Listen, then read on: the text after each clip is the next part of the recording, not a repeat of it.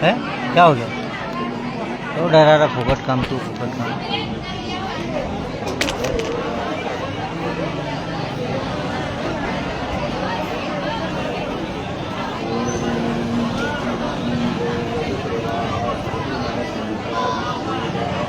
स्वस्ति नस्तारक्षोरिष्टनेमि स्वस्ति no बृहस्पतिर्दधातु।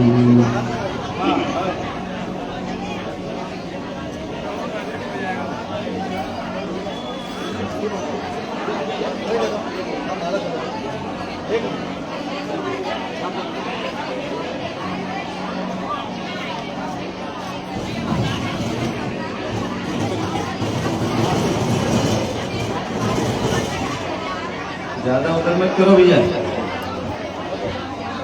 Sound की दिक्कत है भैया। उधर करो कि इधर साउंड नहीं आएगा। ये चल रहा है इधर।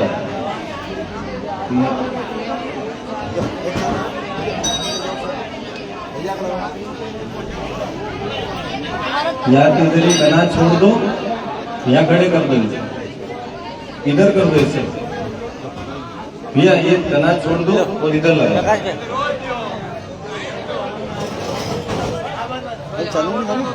क्यों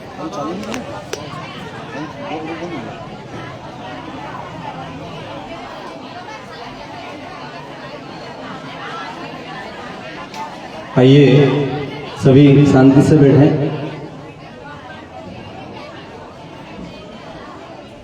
सभी तक आवाज जा रही है, थोड़ा जयकारा लगाएं। अपने मन को इस दिव्य कार्य में पुनः सम्मिलित करें। सामान्य नहीं, हर कार्यक्रम इतना आसान नहीं।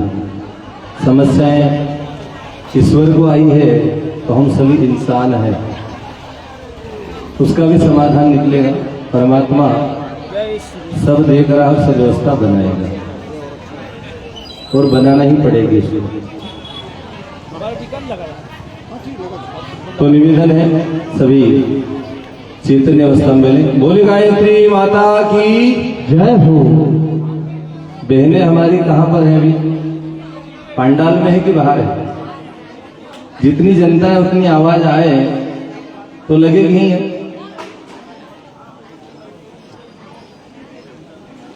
गजानंद गणपति महाराज की जय हो। जय अभी भी नहीं आ रही है। सभी अपनी चर्चाओं में मग्न हैं। यहां से जो कहा जा रहा है उस पर थोड़ा सा ध्यान दीजिए। गोपाल कृष्ण भगवान की, मोर मुकुट बंसी वाले की, परम पूज्य गुरुदेव की, परम वंदनीय माता जी की, शांति कुंज हरिद्वार की। आइए सभी चैतन्य अवस्था में बैठे और एक बार गायत्री महामंत्र का सभी सस्वर सादुच्चारण करें। परमपिता परमात्मा से प्रार्थना करें। बातें नहीं करेंगे तो ज्यादा अच्छा लगेगा। थोड़ा सा निवेदन है कि अब कार्यक्रम पहले लेट है और आप भी समय उसमें यदि तो निवेदन गायत्री मंत्र के लिए है। सभी चैतन्य अवस्था में बैठे। परमपिता परमात्मा गायत्री माता भगवान कृष्ण का ध्यान करते हुए प्रार्थना करेंगे, हे प्रभु, जैसी भक्ति गोपियों के मन में जाग गई, जैसी चेतना भागवत के माध्यम से सभी की भक्तों के बीच में आती चली गई, हमारे अंदर भी वो भाव जागे, भक्ति के शरण में हम जाएं, हमारा जीवन भक्तिमय हो जाए। इस भाव से एक बार गायत्री महामंत्र सभी साथ साथ बोलेंगे। ओम भूर्भुवः स्वः तत्सवितुर्वरेण्यं भर्गो देवस्य धीमहि धियो यो नः प्रचोदयात्।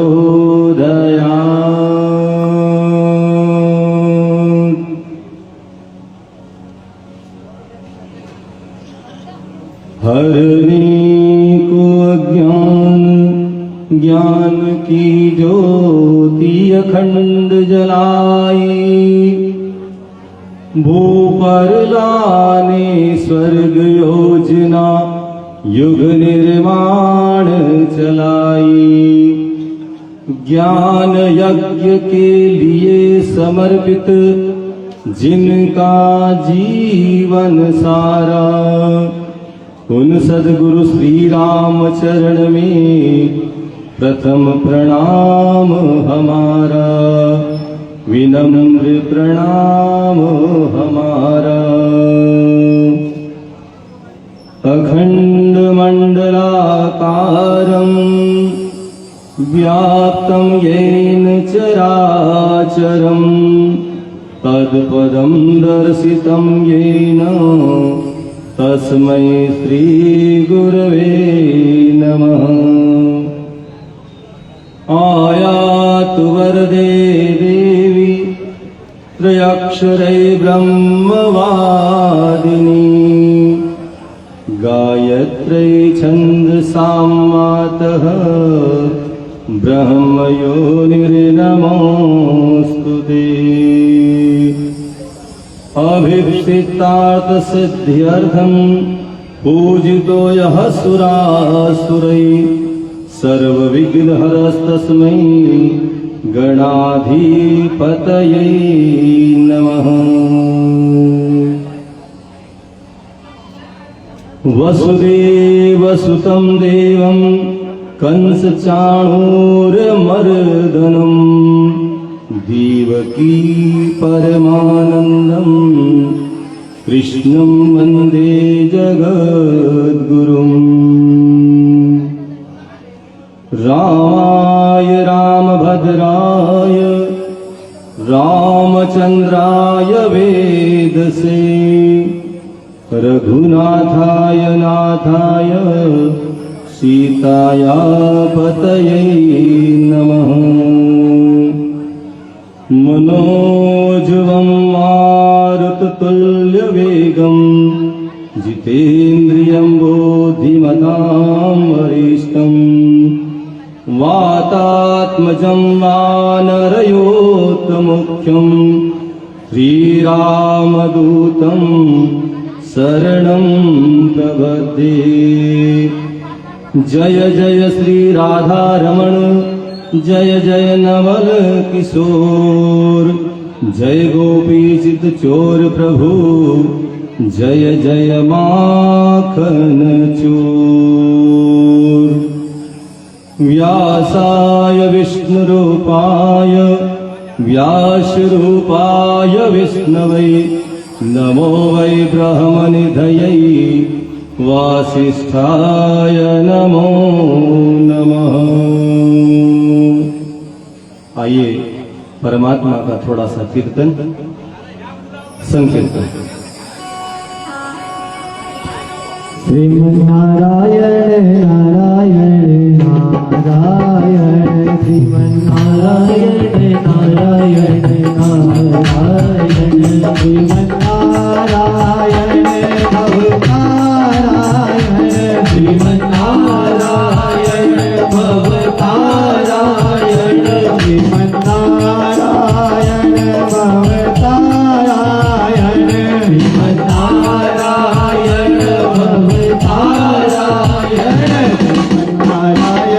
नारायण नारायण, श्रीमन्नारायण नारायण नारायण, तुझमें नारायण तुझमें नारायण, तुझमें नारायण तुझमें नारायण, मुझमें नारायण तुझमें नारायण, मुझमें नारायण तुझमें नारायण, नारी गोवा नारायण नारायण, नारी गोवा नारायण नारायण, श्रीमन्नारायण भवतारायण, श्रीमन्नारायण भवतारायण, श्रीमन्नारायण भवतारायण,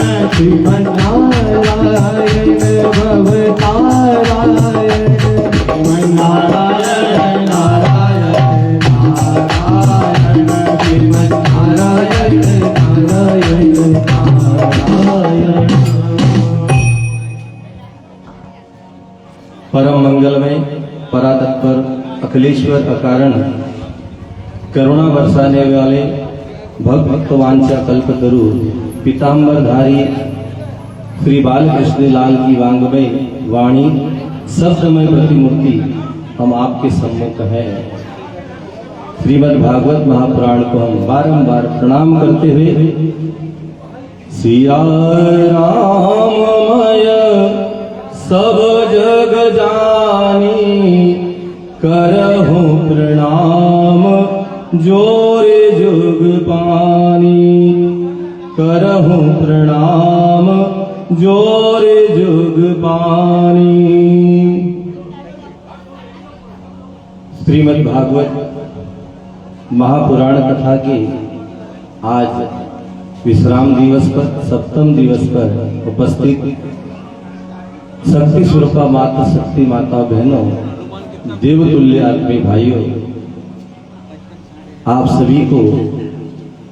सभी के अंदर परम पिता परमात्मा की चेतना विराजित है, उसे प्रणाम करते हुए आज के इस क्रम को हम आगे बढ़ाते हैं। सभी का मन इधर लगे। अब धार्मिक काम इतने आसान नहीं है, बिना परीक्षा के कोई काम हो जाए ये संभव नहीं है। और ये आज के युग की बात नहीं। सुंदरकांड में हनुमान जी महाराज लंका जाते हैं तो लंका सीधे नहीं पहुंचते, सब कुछ समस्याएं बीच में आएगी। सबसे पहले सोने का पर्वत निकलता है, मेना का पर्वत, और वो क्या कहता है कि हनुमान जी महाराज आप प्रभु के काम के लिए जा रहे हो तो थोड़ा सा इस पे विश्राम कर लो। तो हनुमान जी क्या कहते हैं, राम काज बिन मोहि का विश्राम, प्रभु का काम किए बिना हम विश्राम नहीं कर सकते। आगे चलते तो सुरसा मिलती है, परीक्षाएं तो पग पग पे हैं। अब सुरसा जाने नहीं थे, हमने कहा मुंह में खाऊंगी, खाए बिना जाने नहीं थे, और खा जाए तो बचे क्या। तो सुरसा ने मुंह फाड़ा, हनुमान जी डबल हो गए। फिर मुंह बढ़ाया, फिर हनुमान जी डबल हो गए। और जब हनुमान जी ने देखा कि ऐसा ही क्रम रहा तो राम का काम कैसे होगा, छोटे बने और मुंह में जाकर निकल आए। आगे चले, सिंगिका मिली, उसने परछाई को पकड़ा, और जैसे ही परछाई को पकड़ा हनुमान जी रुक गए, तो उसने उसका सिर फोड़ दिया और वहां से भी आगे बढ़े। लंका में प्रवेश करने को लंकिनी मिली, उसको भी। तो बाधाएं सबके जीवन में आई, कोई ये कह नहीं सकता कि साहब हम बिना बाधा के कोई कार्य सफल कर लें। अब हम सभी बाधाएं से आगे बढ़े। आज इस विराम दिवस पर कथा का आज समापन दिवस है, साप्ताहिक कथा का समापन दिवस। कथा तो कभी पूरी नहीं होती, कथा तो कथा है। यदि ऐसे ही बैठकर साल भर तक भी सुनाए तो श्रीमद् भागवत महापुराण को पूरा नहीं किया जा सकता। इतना विस्तारित है इसका, फिर हर बात की यदि हम उसकी व्याख्या करने लगे तो हम साल भर भी कथा करें तो पूरी नहीं होगी। इसलिए ऋषियों ने 7 दिन का इसका क्रम बनाया। 7 दिन में जितनी भी ज्ञान चर्चा हो सके। और सुखदेव मुनि और राजा परीक्षित ने 7 दिन तक निरंतर बिना जल लिए, आहार की बात नहीं कर रहे, जल भी नहीं लिया, निरंतर कथा को सुबह से शाम तक करते रहे। और इसे 7 दिन बीत गए। अब इतने उच्च कोटि के समर्पित वक्ता और उतने ही सुनने वाले श्रोता उसी कोटि के, तब जाकर ये भागवत महापुराण इतना 7 दिन में पूरा हुआ। अब यहाँ तो थोड़ी देर में हम इधर उधर होने लगते हैं, जरा सा गैप मिली, जरा सा बीच में कई रुकावट आई कि महिलाएं इधर से उधर चालू हो जाती, बातें करने लग जाती। इसलिए हम सभी का ध्यान परमात्मा की इस कथा में होना चाहिए। हम सत्संग करने आए हैं, भगवान की कथा सुनने आए हैं। आज के समय में भगवान की कथा सुनने के लिए समय निकाल लेना बहुत बड़ी बात है। कितना अमूल्य समय आ गया। अभी घर बैठते तो आराम से टीवी चलाते, मोबाइल चलाते, है ना, और कई लोगों की तो नींद भी हो जाती, पर फिर भी हम ऐसे अमूल्य समय में से भगवान को समय निकाल कर आए। क्यों? परमात्मा की कोई न कोई कृपा, परमात्मा की कोई न कोई हमारे ऊपर अनुदान वरदान बरसे होंगे, तब जाकर हम चल के यहाँ तक आए। गांव में तो और भी लोग हैं, वो क्यों नहीं आ पाए साहब? उनको भी मौका मिलना था। बुलाया तो सबको गया, निमंत्रण सबको गया। व्हाट्सएप सब चलाते हैं और फेसबुक पे भी चल रहा है, तो सभी को जब निमंत्रण मिला तो गिने चुने जितने लोग आ पाए, अच्छी संख्या है, लेकिन और भी बढ़ सकती है। तो ऐसे में हम जब बैठ ही गए हैं तो पूरे मन से यहाँ पर बैठे। चूंकि आज कथा भी विघ्नों के कारण लेट हुई है, और ये कथा पितरों के निमित्त हुई और पितरों के कारण हुई। कोई कल्पना भी नहीं कर सकता कि कथा करना और 2 दिन में तैयारी हो जाए।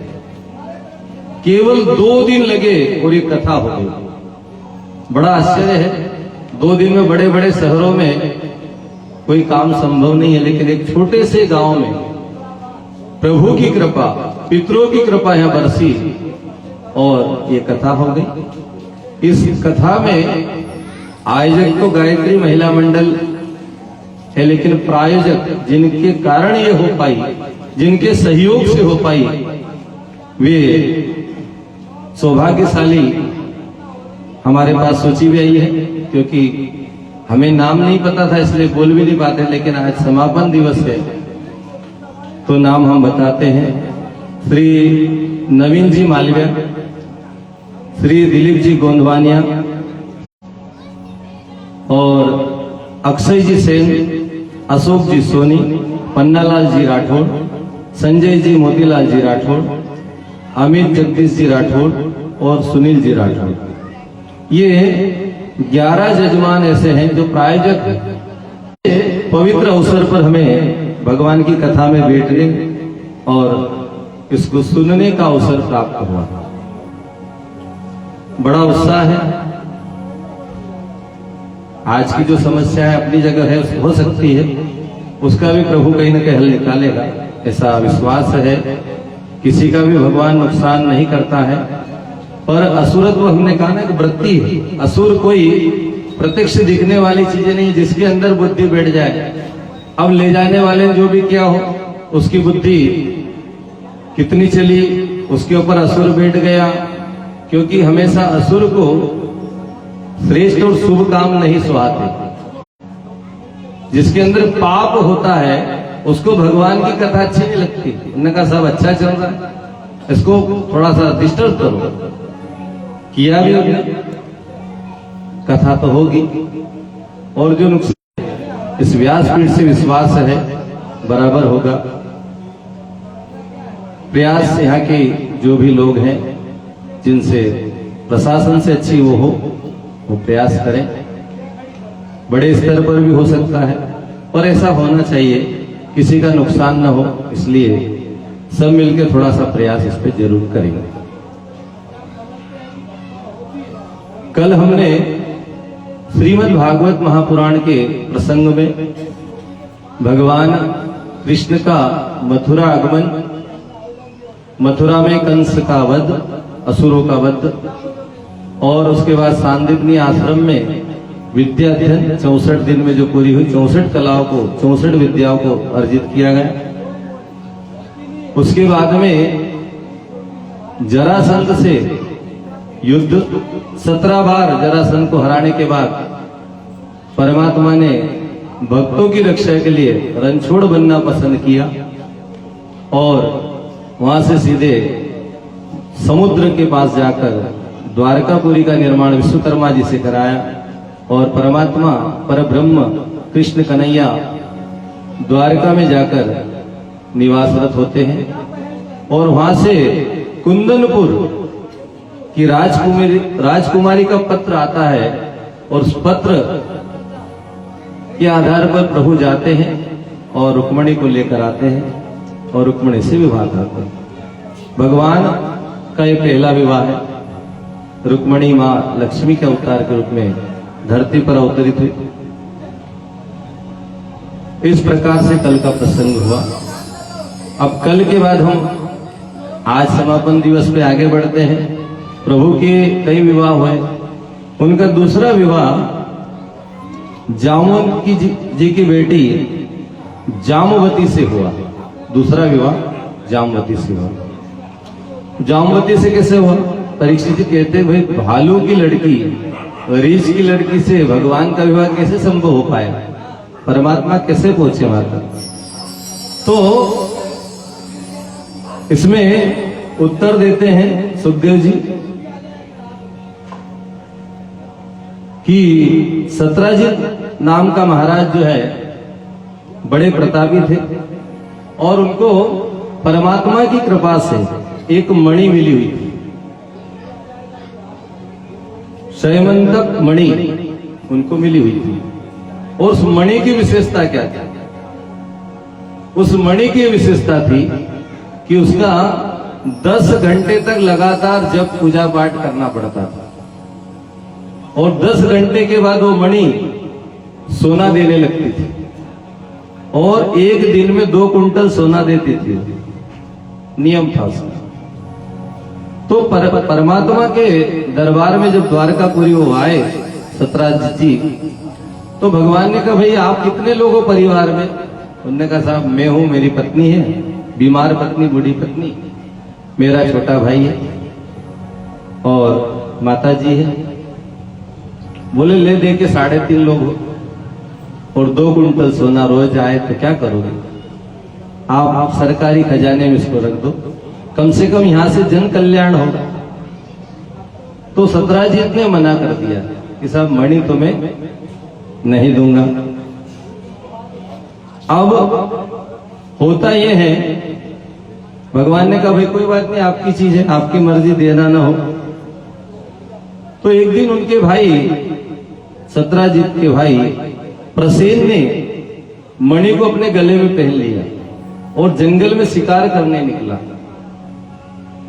शिकार करने जब वो भीड़ जंगल में चला गया तो वहां पर एक शेर ने प्रसेन नाम के उस व्यक्ति को मार दिया और वो मणि ले ली। अब मणि शेर के पास थी। इधर जामवंत जी आए और जामवंत जी ने उस शेर को मार दिया और वो मणि ले जाकर अपनी गुफा में अपनी पुत्री जामवती को दे दी। भाई ये गिफ्ट आपको, क्योंकि मणि तो बहुत सुंदर थी। अब इधर क्या होता है कि जैसे मणि चली जाती है, भाई भी चला जाता है, तो सत्राजित जो है प्रभु पर शंका करते हैं और पूरे राज्य में फैला देते कि कृष्ण कन्हैया ने मेरी मणि चुरा ली। क्यों? बोले 2 दिन पहले ही मांगी थी, नहीं दी तो इसने चोरी कर ली। और भगवान का तो काम ही चुराना है, माखन चुराना है ना, चित्त चुराना, तो सामान चुराने में तो कोई दिक्कत है नहीं। तो इस प्रकार से भगवान पर कलंक लग गया। परमात्मा ने अपने राजपुरोहित जो थे गर्गाचार्य जी को पूछा कि प्रभु ये कलंक क्यों लगा, क्या कारण से कलंक लगा है? तब गर्गाचार्य जी ने कहा कि भादो महीने में जो चतुर्थी आती है उस दिन जो चांद को देख लेता है उसको कलंक लग जाता है। आप परमात्मा को कलंक लगा तो परमात्मा है, कलंक को निष्कलंक करना, क्योंकि योगेश्वर भगवान है। तो अपने साथियों को लेकर जंगल में मणि को खोजने निकल पड़ते प्रभु, और मणि को खोजते खोजते वहां जाते जहां पर प्रसेन जी को शेर ने मारा था।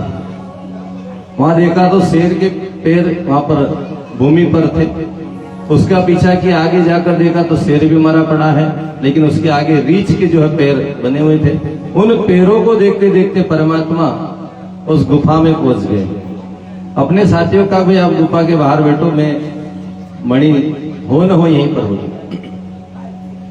परमात्मा अंदर जाते हैं तो जामवंत जी से उनका मुकाबला होता है। जामवंत से मुकाबला क्यों होता है? इसका कारण रामावतार की कथा जुड़ती है कि जब रावण से युद्ध समाप्त हो गया और सारे जो रीछ बंदर थे, सारे बेटे थे, भगवान ने कहा जिसको जो चाहिए मांग लो। तो सबने अपने पसंद की चीजें मांग ली, लेकिन जामवंत जी जो है बैठे हुए थे, उनने कहा प्रभु मेरे को तो कुछ नहीं चाहिए, पर मेरे मन में एक अभिलाषा है। क्या अभिलाषा है? बोले रावण की सेना में जब मैं लड़ने गया तो मेरी बराबरी का कोई योद्धा नहीं मिला। रावण को आपने मार दिया, कुंभकर्ण को आपने मार दिया, मेघनाथ को लक्ष्मण भैया ने मार दिया, तो मेरे को तो मौका ही नहीं मिला अपनी ताकत दिखाने का। तो यदि आप देना ही चाहते हो तो आप मेरे से युद्ध करो, मैं आपसे युद्ध करना चाहता हूं। प्रभु श्री राम ने कहा कि ये मेरा जो जीवन है ये मर्यादाओं से बंधा हुआ है और भक्त और भगवान के भी झगड़ा नहीं हो सकता, पर ये इच्छा आपकी मैं अगले जन्म में जरूर पूरी करूंगा। आप कल्पना करिए कि व्यक्ति कितना जीता है। एक युग त्रेता है और दूसरा है द्वापर, जहां पर भगवान जामवंत से भिड़ रहे हैं, उनकी इच्छा को पूरा कर रहे हैं।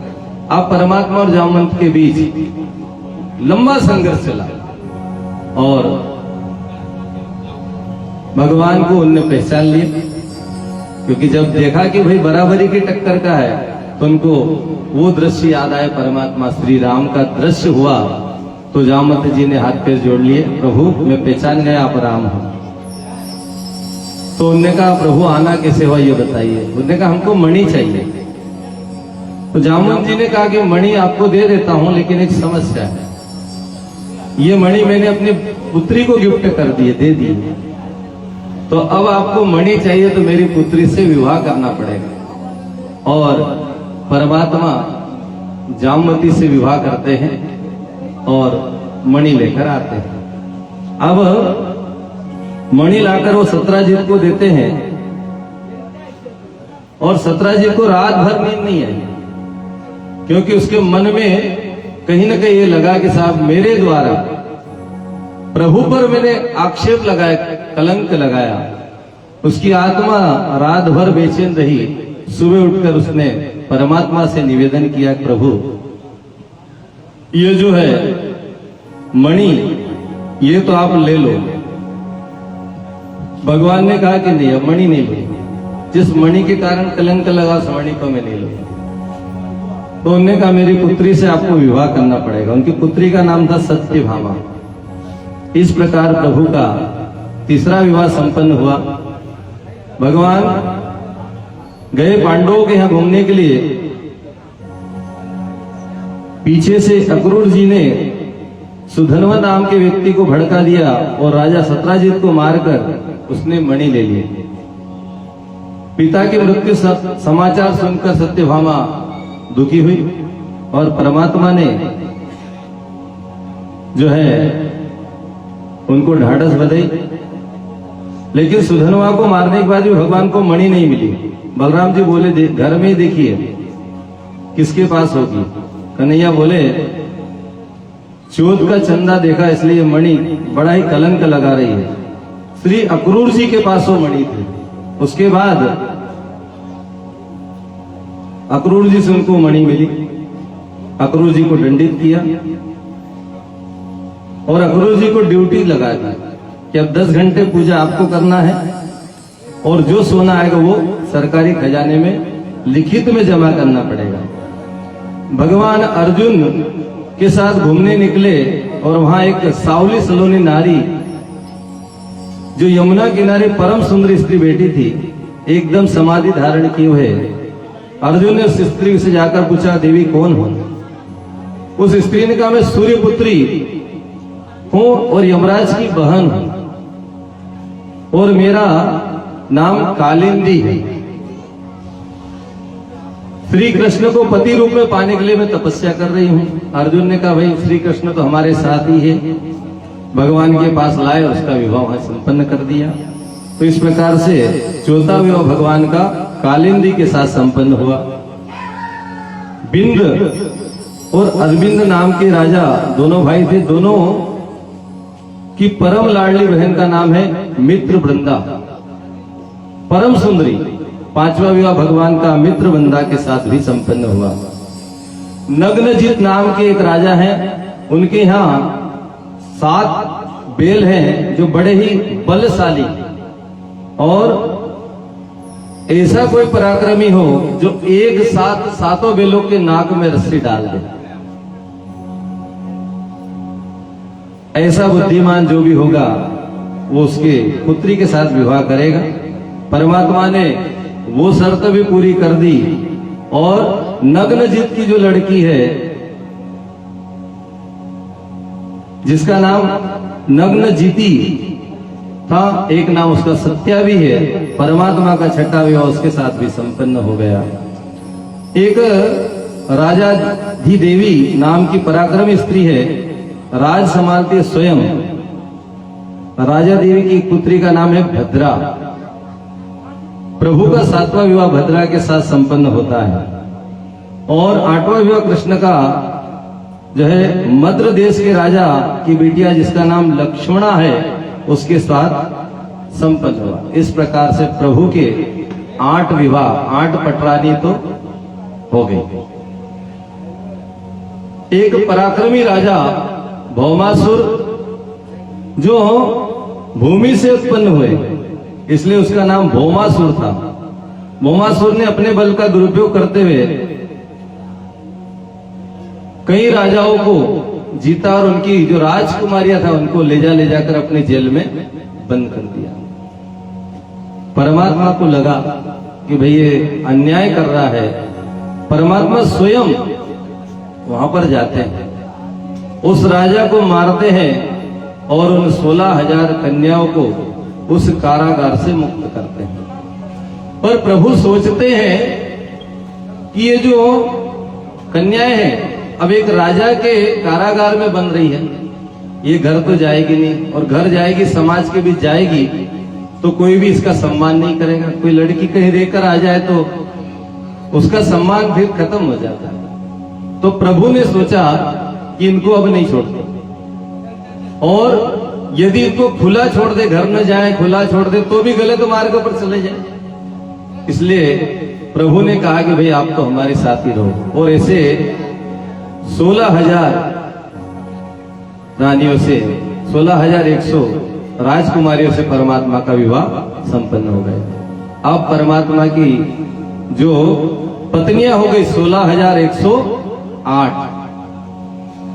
अब कई बार कई लोगों में ये प्रश्न छिड़ता है, कल भी हमने परसों चर्चा करी थी इस विषय पे, और इसीलिए उसमें कहा भी था हमने कि प्रभु श्री राम ने जो किया वो हमें करना चाहिए, और प्रभु श्री कृष्ण ने जो कहा वो हमको करना चाहिए। जो किया वो नहीं करना चाहिए, नहीं तो बड़ा गड़बड़ हो जाएगा।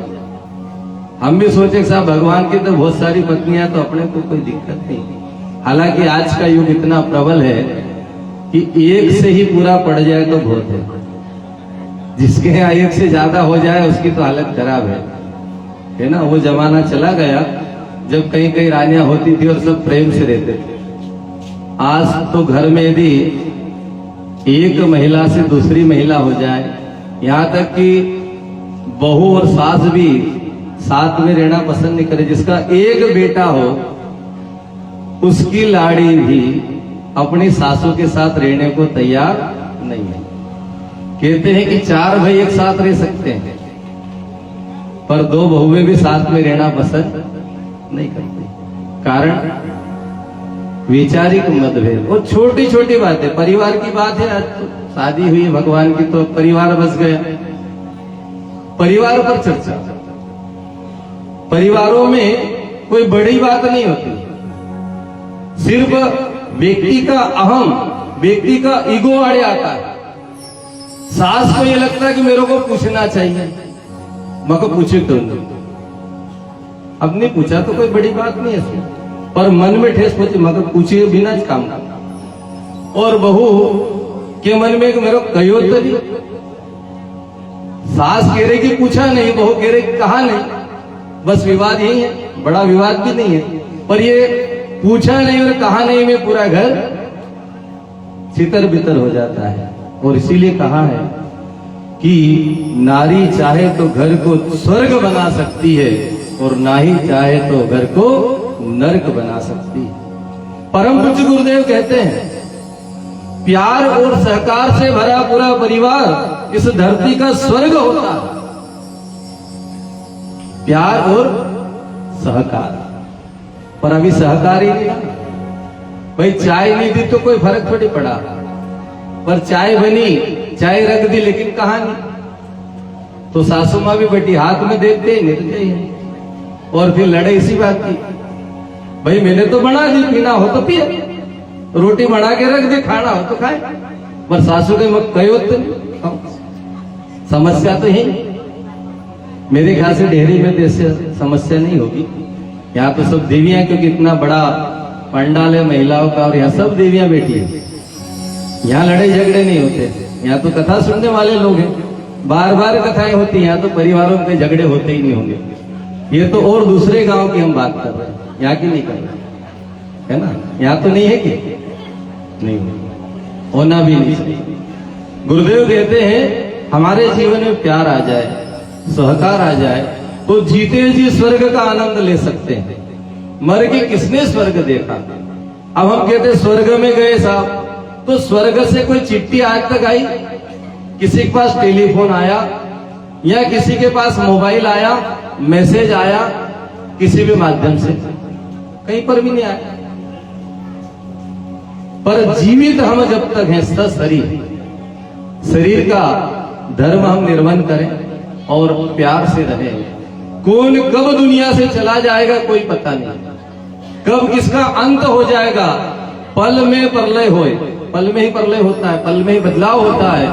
इसलिए हम अपने जीवन को सही दिशा में ले जाएं और घर को स्वर्ग बनाएं। स्वर्ग हम बना सकते हैं, नरक भी हम बना सकते हैं। हमारा प्रयास क्या हो ये हमारे ऊपर डिपेंड है। कोई भी आशीर्वाद देकर आपके घर को स्वर्ग नहीं बना सकता है। और आजकल समस्या ये खड़ी हुई है, कहीं भी घर में समस्या है तो महाराज जी के पास जाए, महाराज जी घर में शांति हो सो हवन करो। घर में सासू बहड़ी की बनती नहीं तो असो हवन करो कि बनना लग जाए। तो उसके लिए हवन की कोई जरूरत नहीं। एक ही मंत्र है कि दो में से एक चुप हो जाए तो वो घर स्वर्ग हो जाएगा। जब एक बोलने लगे दूसरा चुपचाप हो जाए, बस कहीं नहीं करना पड़ेगा, अपने आप घर में शांति होती चली जाएगी। ये प्रयास हमको करना पड़ेगा, नहीं तो विवाद पे विवाद होते चले जाएंगे, है ना। तो परिवारों में सुसंस्कारों का जागरण हो। हम जिनकी कथाएं पढ़ रहे हैं, ये संत महात्मा महापुरुष अवतारी पुरुष, वो भी धरती पर आते तो उन मर्यादाओं का पालन करते हैं। इसमें लिखा है कि ये जो 16,108 पटरानी है, उसमें 16,000 जो है, जैसे वेदों के मंत्र है, वेदों के 3 भाग हमने कल बताए थे। पहला है ज्ञान कांड, दूसरा है कर्म कांड और तीसरा है उपासना। ये 16,000 जो राजकुमारियां हैं, शरीर से हमें स्त्री दिख रही है पर ये स्त्री नहीं है।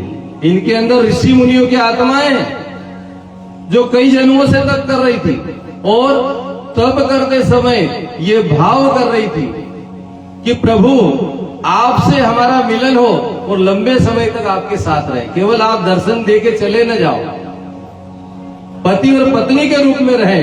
तो वो उपासना का मतलब क्या है? उपधन आसन, भगवान के पास बैठना। और हम रोज उपासना करें। गायत्री परिवार की प्रथम सीढ़ी जो साधना की होती है, उपासना से शुरू होती है। भगवान के पास रोज बैठना चाहिए और अपने दुख सुख जो है दुनिया में मत सुनाइए। दुनिया में समाधान नहीं है, समाधान प्रभु के पास है।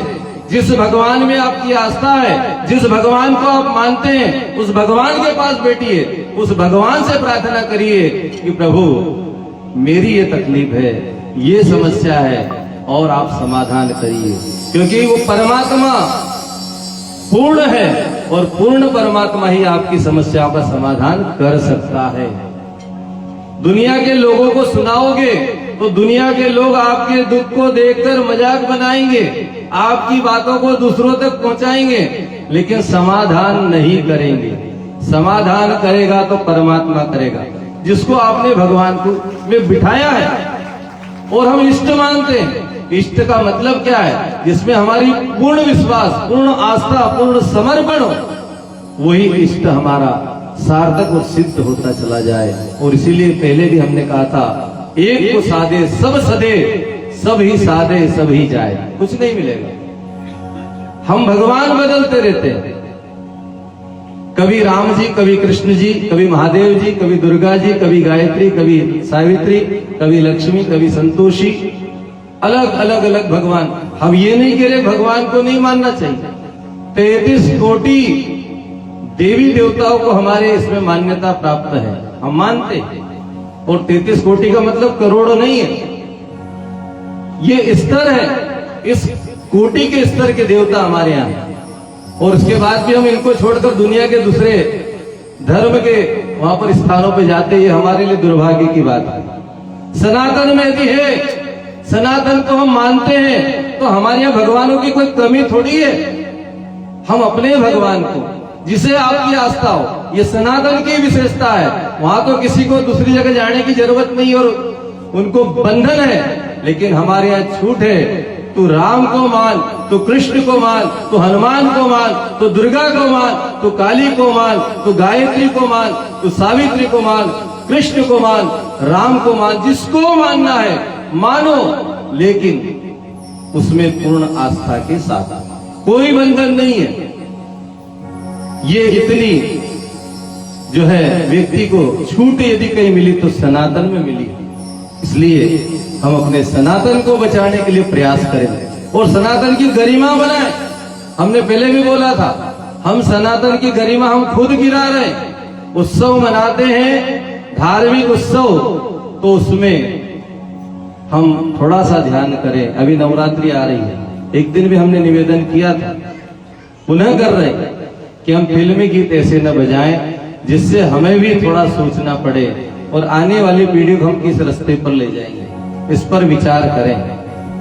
हमारे गरबा पंडाल में गरबा ही बजना चाहिए, फिल्मी गीतों से हम थोड़ी तौबा करें, दूर रहें। ये हमारा धर्म भी है, कर्तव्य भी है, और इस कर्तव्य को निभाने में सबसे पहले मातृशक्ति आगे आए।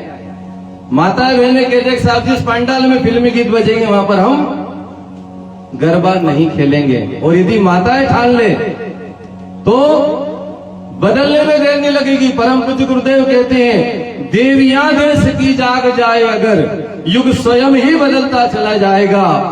पत्नियां सादगी साध पाए अगर, तो पति स्वयं ही बदलता चला जाएगा। बदलने में देर नहीं लगेगी, पर शुरुआत आपको करना है। और हम ही ऐसे चलेंगे तो फिर कैसे बदलाव आएगा। और हम इस दिशा में जा रहे हैं। अभी हमारे पंडित जी संकल्प करवाते हैं तो क्या कहते हैं, कली प्रथम चरण है। संकल्प में बोलते हैं कि कली का ये प्रथम चरण है। 4 लाख वर्ष का यदि है तो फिर कैसे पूरा होगा। ये तो शुरुआत भर है, पहला चरण। अभी तो 4 चरण है इसके। पहले ही चरण में लोग घबरा रहे, भारी कलयुग आएगा, बड़ी समस्याएं हैं। कली युग, कल माने बुद्धि, ये बुद्धि का युग है और इस बुद्धि को सद्बुद्धि की आवश्यकता है। और सद्बुद्धि की शरण में जाना है तो गायत्री माता का मंत्र आपको बोलना पड़ेगा, जपना पड़ेगा। इसलिए निवेदन कि हम सनातन को गरिमामय बनाएं, सनातन को जिंदा रखने के लिए बड़े बड़े आयोजन करें, कोई दिक्कत नहीं, पर प्रयास करें कि उसके लिए हम मजबूर कर दें गाने वालों को भी, जो गाने बनाते हैं उनको भी मजबूर कर दे साहब हम ऐसे गाने नहीं चलाएंगे। जब कैसेट चलेगी नहीं तो फ्लॉप हो जाएगी, और फ्लॉप होगी तो जो डिमांड होती वैसे ही तो निर्माण होता। बाजार में वही माल बिकता जिसकी डिमांड होती, मांग होती है। अब हम गंदे गाने नाचेंगे तो गंदे ही बनेंगे। हम सुधार करेंगे। सतयुग को लाना पड़ता है, सतयुग चल के नहीं आएगा। सतयुग को लाने के लिए सबको प्रयास करना पड़ेगा। शुरुआत डेहरी के बहने ही करें, उदाहरण पेश करें इस पंडाल से कि साहब हम तो इस साल इस तरीके से गरबा मनाएंगे, और ये पंडाल इस प्रकार से चर्चा का विषय बने पूरे तहसील में, पूरे जिले में और राज्य तक इसकी गूंज जाना चाहिए कि एकमात्र पंडाल ऐसा है जहां पर फिल्मी गीत नहीं बजते। ऐसी शुरुआत यहाँ से होना चाहिए। जितनी बहनें बेटी हैं उनको हमारी बात का समर्थन है तो जरा ताली बजा दो। अच्छी बात बता रहे हैं, अच्छी लगी हो या आप मन बना रहे हो तो आप कर सकते हो, और नहीं तो फिर तो चल रहा है जो चल रहा है। कलयुग नाच रहा, हमारे भाई ने गाया था एक दिन भजन, हर घर में है ना। कलयुग सदगुर है, कली को बुलाने की जरूरत नहीं है। बुद्धि खराब कलयुग घर में, बुद्धि अच्छी कलयुग बाहर। बुद्धि दो तरह की होती है, एक दुर्बुद्धि और एक सद्बुद्धि। बुद्धि की कमी किसी के पास नहीं है। अब हम दिन भर से यहाँ बैठे, किसी को पता नहीं है, पर जिसके अंदर बुद्धि थी, दुर्बुद्धि थी, उसने ये काम कर दिया, पता भी नहीं चलने दिया, और इतनी चालाकी से करा कि सामान पड़ा है लेकिन अंदर से माल गायब है। ये बुद्धि का ही तो कमाल है। अब बताइए, दिन भर किसी को एहसास हुआ कि यहाँ कुछ ऐसा हुआ है? ये बुद्धि का कमाल है। जिसकी दुर्बुद्धि जाग गई उसने परमात्मा के इस कार्यक्रम में विघ्न डाला। इसलिए हम सद्बुद्धि की ओर बढ़े, सत्कर्म करें, श्रेष्ठ कर्म करें, ये प्रयास हमारे होना चाहिए। तो इसमें परिवार को स्वर्ग बनाने की बात भी परमात्मा श्री कृष्ण कहते हैं। और सबसे पहली रानी कौन है? माता रुक्मणी। और 16,108 में एकमात्र रानी ऐसी है जो कभी भी चेहरे पर गुस्सा नहीं करती, कभी भी गुस्सा नहीं करा। लंबी उम्र बीत गई, 4 बच्चे हो गए उनके, जब तक उनको 4 पुत्र हो गए। अब भगवान एक दिन सोचा विनोद करते, भगवान तो यूं मजाक है, कृष्ण भगवान तो सावरियों से बोले सावरिया सेठ की, सावरियों है सेठ मारी दादाजी से खानी है। सावरियों है सेठ, सावरियों है सेठ मारी दादाजी से खानी है, या जाने दुनिया सारे। सावरियों है सेठ, सावरियों है सेठ मारी दादाजी से खानी है। सावरियों है सेठ।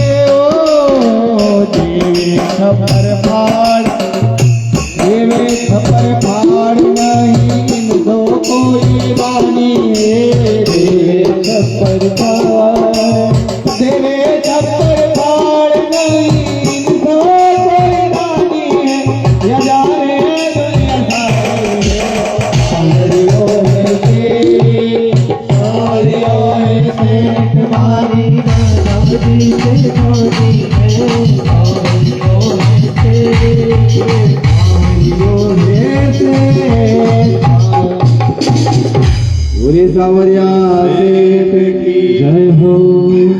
सावरिया सेठ ने एक दिन सोचा कि सारी जो पटरानियां हैं, रानियां हैं, रोज कोई न कोई झगड़ा करके रूठ जाती है।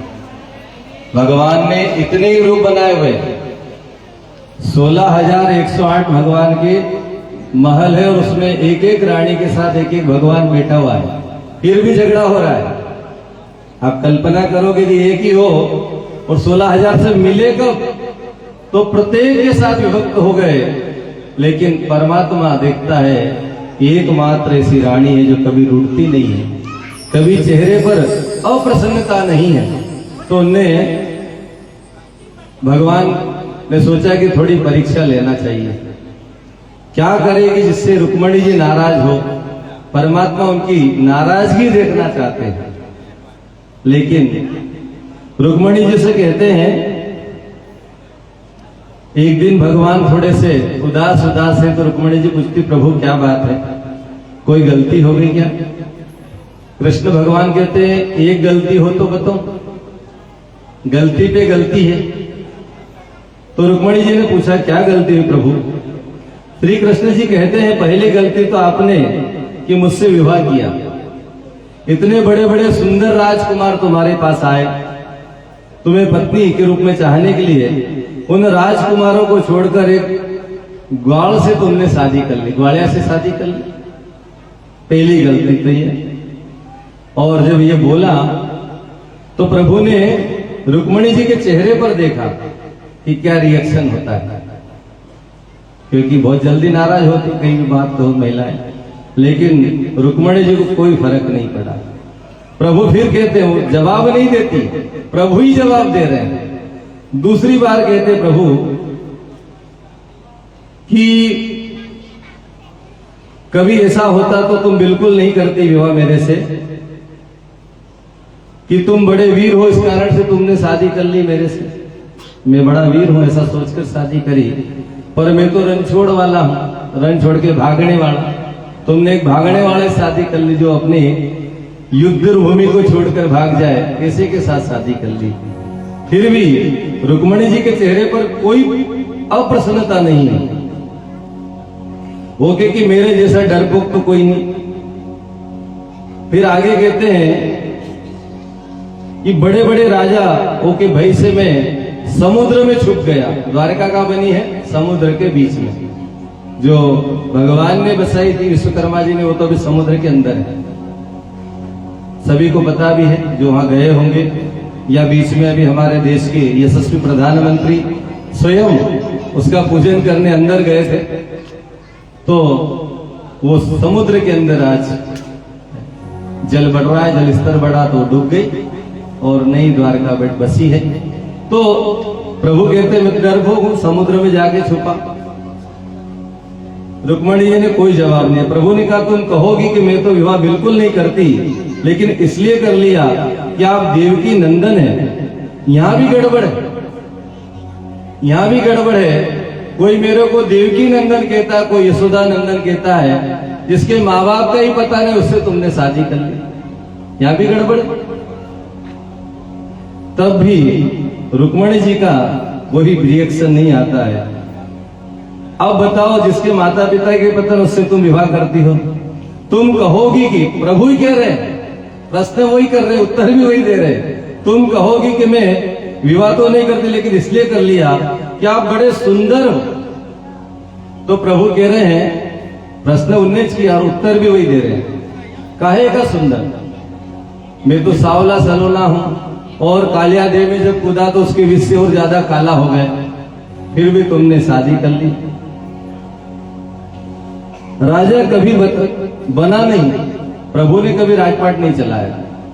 श्री कृष्ण भगवान को सेठ जरूर कहते हैं, द्वारकाधीश कहते हैं, लेकिन राज सिंहासन पे प्रभु कभी नहीं बैठे। राज सिंहासन मथुरा का गुरेसन को दे दिया और यहाँ के राजा वसुदेव जी को बना दिया, लेकिन खुद राजगद्दी पर कभी नहीं बैठे। ये उनकी विशेषता।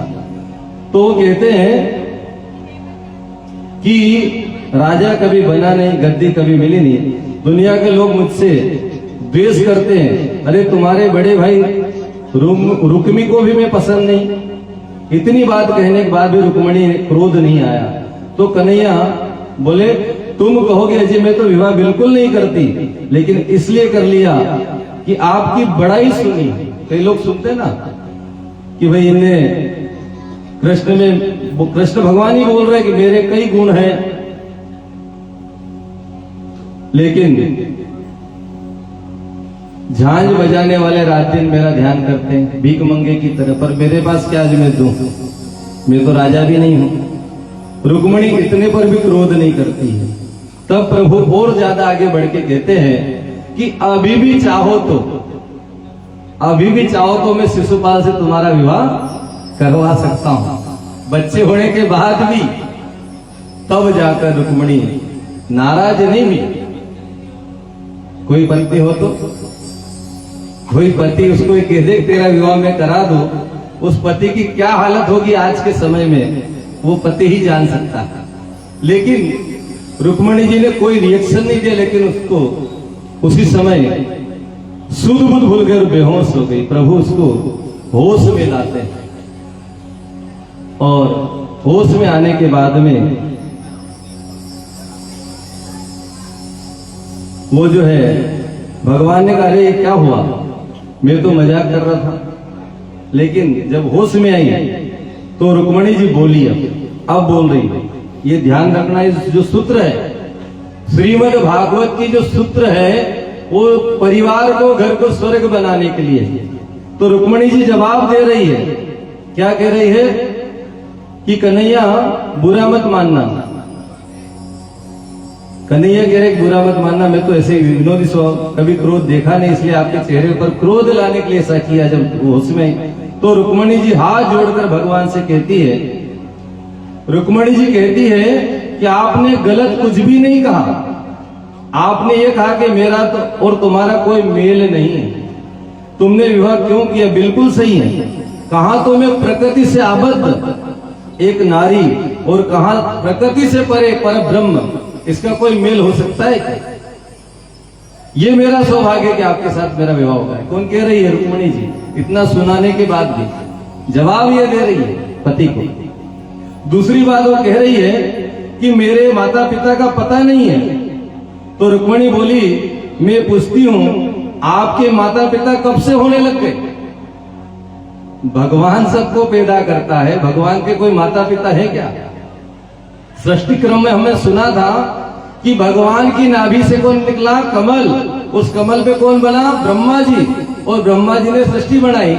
तो जो सृष्टि को बनाने वाले को पैदा करता उसके माँ बाप तो हो ही नहीं सकते। आपने सही कहा और मेरा सौभाग्य कि आपके साथ मेरा विवाह हो गया।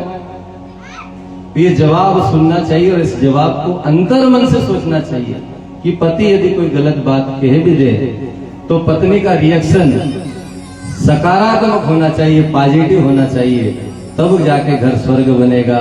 नहीं तो आजकल के बहनें तो जरा सा कहा तो जरा सा मुंह रहता, लेकिन जैसे ही कहा तो है मुंह हो जाएगा खुल के कुप्पा। पता नहीं इतनी हवा कहां से आ जाती उस समय। मुंह पिचकाएला आजकल, क्योंकि आज एक चलन चल पड़ा है शरीर को सुडोल बनाने के लिए, सुंदर बनाने के लिए। कम खाओ, है ना, कम खाओ, दुबले पतले रहो, ये ऐसी सोच है।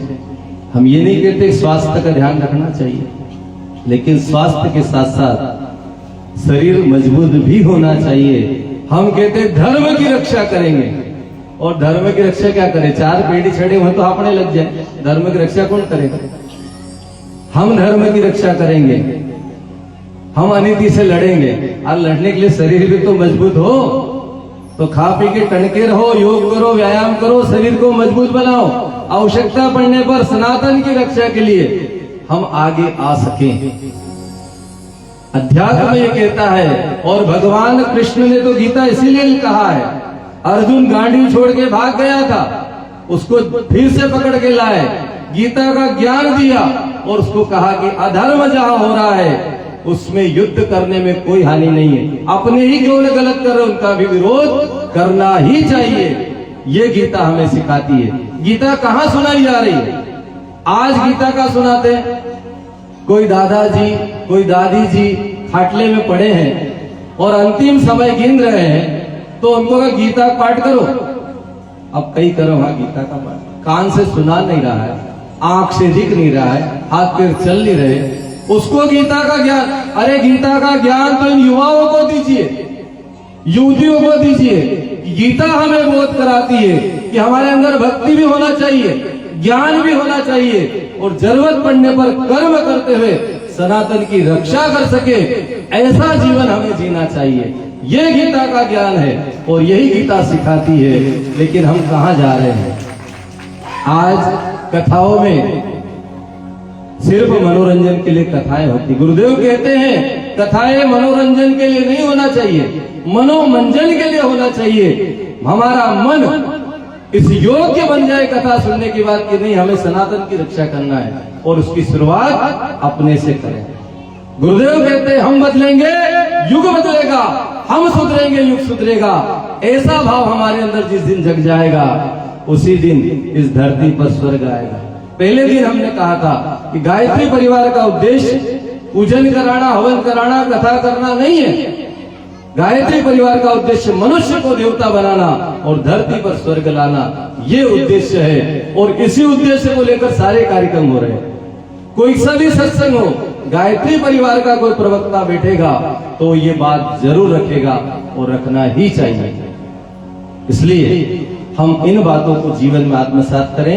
ये कथाएं जीवन को बदलने के लिए, परिवारों को संस्कारवान बनाने के लिए, लेकिन हम इस ओर नहीं जा पाते हैं। 3 घंटे में फिल्म खत्म होती है, 3 घंटे फिल्म का आनंद लिया और अपने घर गए तो पता चला क्या देखा और क्या सुना पता ही नहीं। तो फिर कथा करने का, कराने का कोई उद्देश्य नहीं। कथा व्यक्ति के जीवन की व्यथाओं को दूर कर दे, कुछ न कुछ चेंज आना चाहिए। कल से हर घर में दिखना चाहिए कि साहब इस कथा के माध्यम से हमारे अंदर एक छोटा सा सूत्र, 7 दिन तक हमने कोई बात बताई इस मंच से, व्यासपीठ से, उसमें से कोई सा भी एक सूत्र अपने घर में आप चालू करिए। नित्य सूर्य का ध्यान करेंगे, अपनी प्रतिभा प्रखर करेंगे, गायत्री मंत्र की साधना। ये कथा ही शुरू वहीं से होती है कि जब गोकर्ण जी को समझ में नहीं आ रहा था कि इसकी मुक्ति कैसे हो, भगवान सूर्य को अर्घ्य दिया और उनसे पूछा कि सूर्यदेव मेरे को रास्ता बताइए। तब सूर्यदेव ने कहा कि आप श्रीमद् भागवत का ज्ञान उनको सुनाइए और प्रेत योनि से उसको मुक्ति मिल जाएगी। ये पितरों के लिए कथा हो रही, पितृ पक्ष में। तो हम कोई सा भी एक सूत्र अपने घर में ले जाएं, जो भी आपको इन 7 दिनों में अच्छी बातें लगी हो उसमें से एक ले जाएं। तो बात रुक्मणी जी की कर रहे हैं, 2 बातें उन्होंने बता दी। आगे तीसरी बात वो कहते हैं कि बड़े बड़े राजाओं के डर से समुद्र में बीच में रहते हो, डरपोक हैं, ऐसा आप कहते हैं। तो रुक्मणी जी कहते हैं जिस हृदय में अविद्या, अस्मिता, राग, द्वेष, अविनिवेश ये शत्रु बैठे हो, उस हृदय में आप वास कैसे करते हैं? आपका तो वास आत्मा रूपी समुद्र में ही वास करता है। कितना प्यारा जवाब दिया। ये जो दोष है, दुर्गुण है, उनमें आपका वास यूं भी नहीं हो सकता है। आपका वास तो शुद्ध चित्त आत्मा में होगा, क्योंकि इस भागवत की कथा का महात्म्य का पहला जो श्लोक था वो सच्चिदानंद, सतचित आनंद, वहीं से शुरू कथा होती है। तो उसमें यही बताया परमात्मा चित्त के रूप में, आत्मा के रूप में हमारे अंदर बैठा हुआ है, उसको हम जाने, पहचाने और उसके लिए कर्म करें, उसके उद्धार के लिए प्रयास करें। रुक्मणी जी बोली ज्योति बात कि मैं तो काला हूं, काले से तुमने विवाह क्यों किया? तो उत्तर देती है कि महाराज काले हो तब तो कमाल करते हो।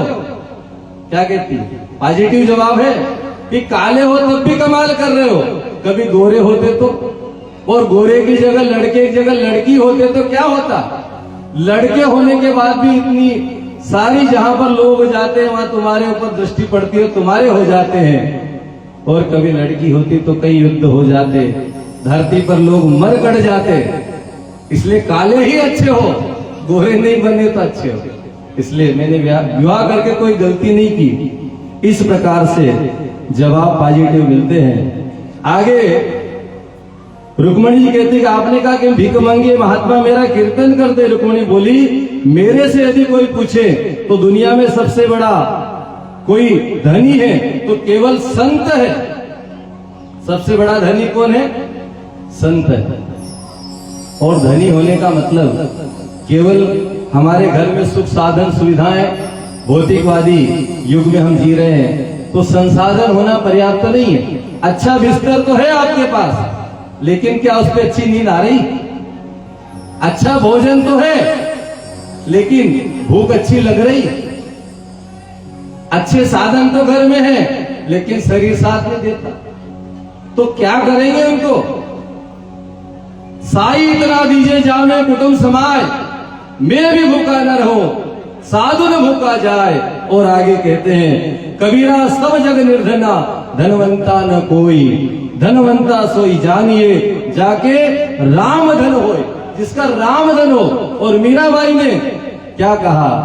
पायो जी मैंने राम रतन धन पायो, पायो जी मैंने राम रतन धन पायो, पायो जी मैंने राम रतन धन पायो, पायो जी मैंने राम रतन धन पायो, पायो जी मैंने राम रतन धन पायो, पायो जी मैंने राम रतन धन पायो, पायो जी मैंने राम रतन धन पायो, पायो जी मैंने।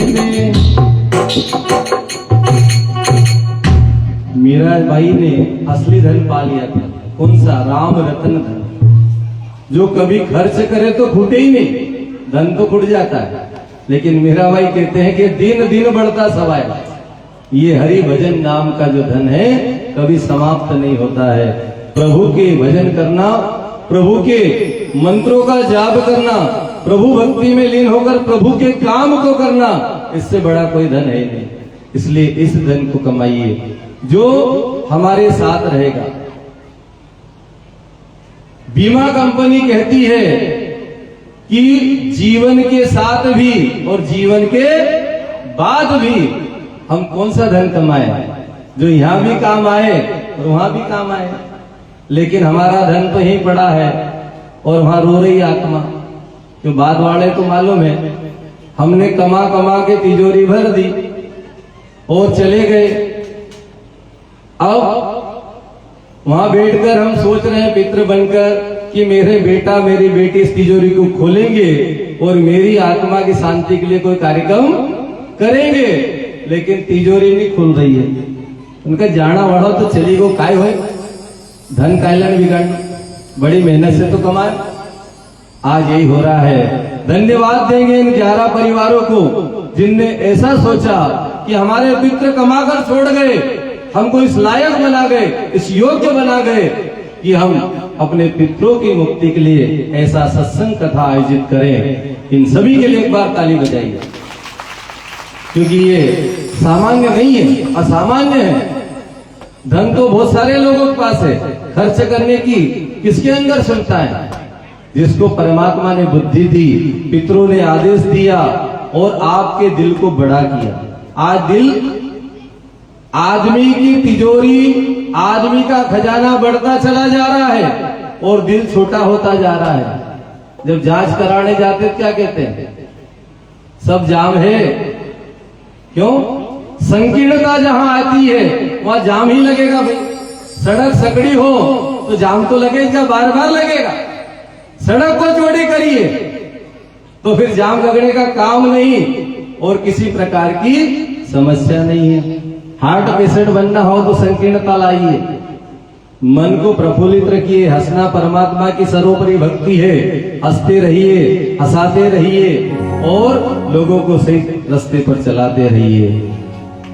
इस प्रकार से ये कथा कहती है। कथा विस्तारित है, लेकिन हमारा समय भी हमें उस दिशा में रोक रहा है। आगे कथा शुरू होती है। परिवार की कहानी है, बहुत लंबी है, इस पर चर्चा करें तो एक दिन पूरा हो जाएगा। परम पूज्य गुरुदेव ने पावन प्रज्ञा पुराण 18 पुराण के बाद 19वां पुराण लिखा है, जिसमें 4 खंड हैं और तीसरे खंड में पूरे पूरे परिवार पर चर्चा है।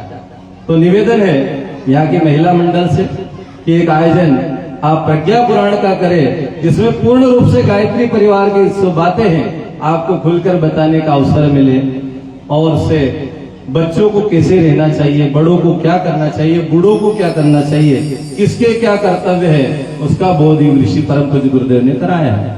इसलिए आगे कोई कार्यक्रम बनाए तो प्रज्ञा पुराण भी आप जरूर जोड़े इसमें, ताकि गुरु की बातों को ज्यादा से ज्यादा बताने का अवसर मिल पाए। क्योंकि कथा को विराम देना और विषय को भी लेना है, तो बात बताने में उतना खुलकर नहीं बता पाते हैं, पर बात आपको बताएंगे जरूर। क्योंकि हम जिस कारण से व्यासपीठ पर बैठे, हमारी कोई औकात नहीं है, कोई ताकत नहीं, कोई शक्ति नहीं।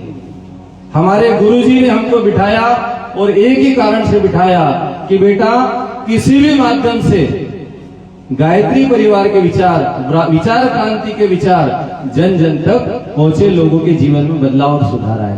कथाएं तो बहुत हो रही है, पर जो सच्ची बात कहता है उससे लोग थोड़े डरते भी हैं। लेकिन गायत्री परिवार का नाम ही प्रवाह के विरुद्ध चलना।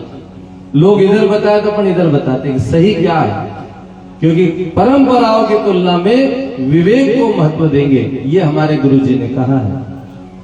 तो अब हम आगे बढ़ते हैं। सुदामा चरित्र की बात आती है, सबको पता है सुदामा भगवान श्री कृष्ण के मित्र थे, सखा थे बचपन के, लेकिन उनके जीवन में कितनी कठिन समस्याएं। सच्चा ब्राह्मण क्या होता है, यदि किसी को देखना और समझना हो तो श्रीमद् भागवत का जो है इस अध्याय चैप्टर को जरूर पढ़े। सब न पढ़े, लेकिन सच्चा ब्राह्मण कोई है तो सुदामा से प्रेरणा ले सकता है। भगवान सुदामा ने कभी भी भिक्षा नहीं मांगी। जो बताया जाता है गलत बताया जाता है। श्रीमद् भागवत महापुराण में कहीं पर भी सुखदेव भगवान ने नहीं लिखा है कि सुदामा जी ने कोई भीख मांगी। परमात्मा की कथा, परमात्मा का भजन करते थे, जो मिला तो ठीक, नहीं मिला तो भी चलेगा। और हम तो महीने में 2 एकादशी करते हैं, केवल 2, और वो भी एकादशी कैसी होती सबको पता है, उस पर विस्तृत नहीं जाएंगे क्योंकि वो सब्जेक्ट बीच में छूटा है।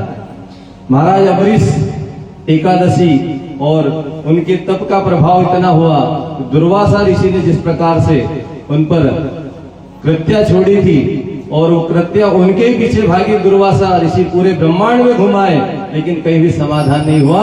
आखिरी अम्बरीश के चरणों में गिरना पड़ा। एकादशी का महत्व श्रीमद् भागवत महापुराण में आता है। इसलिए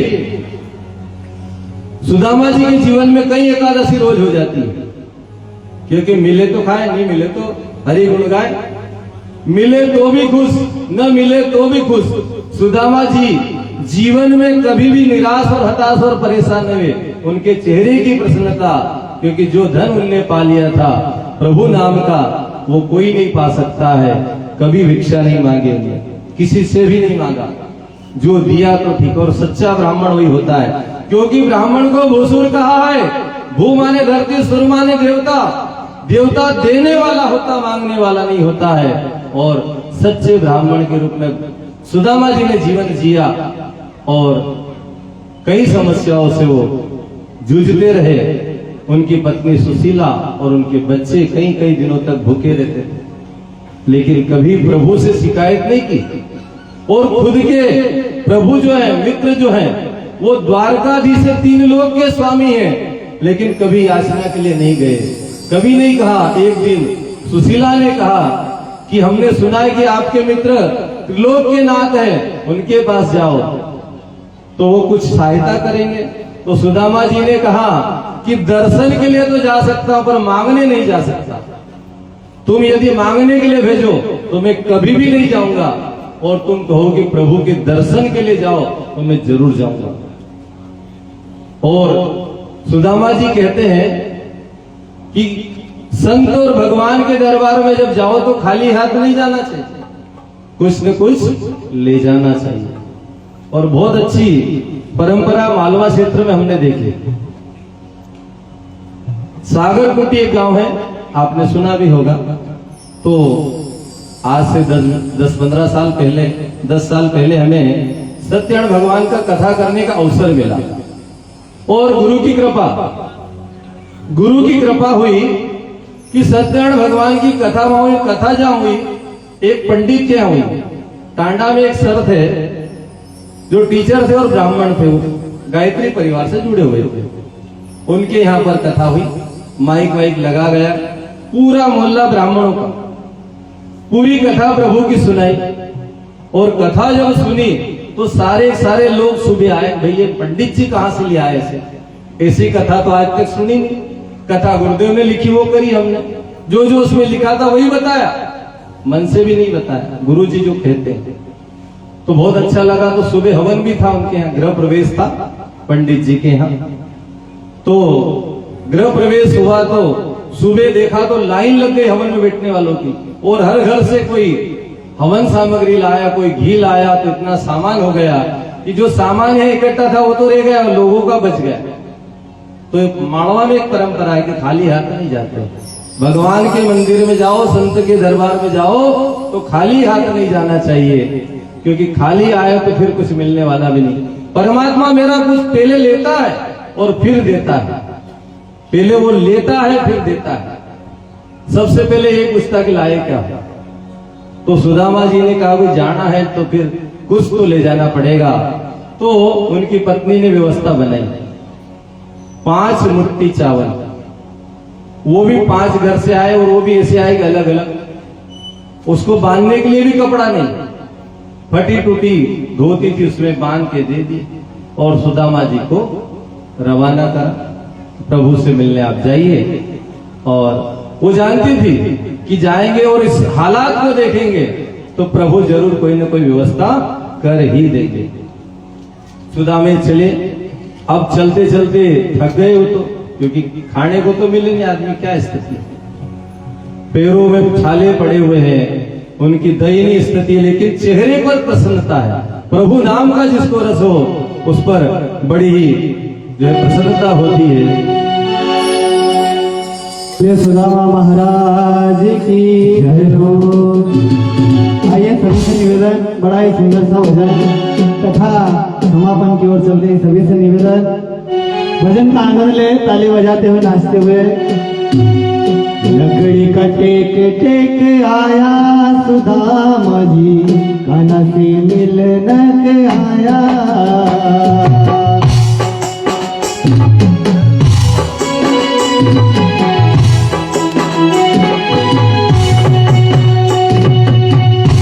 माता बहनों से निवेदन, हमारे भजन का आनंद ले ले।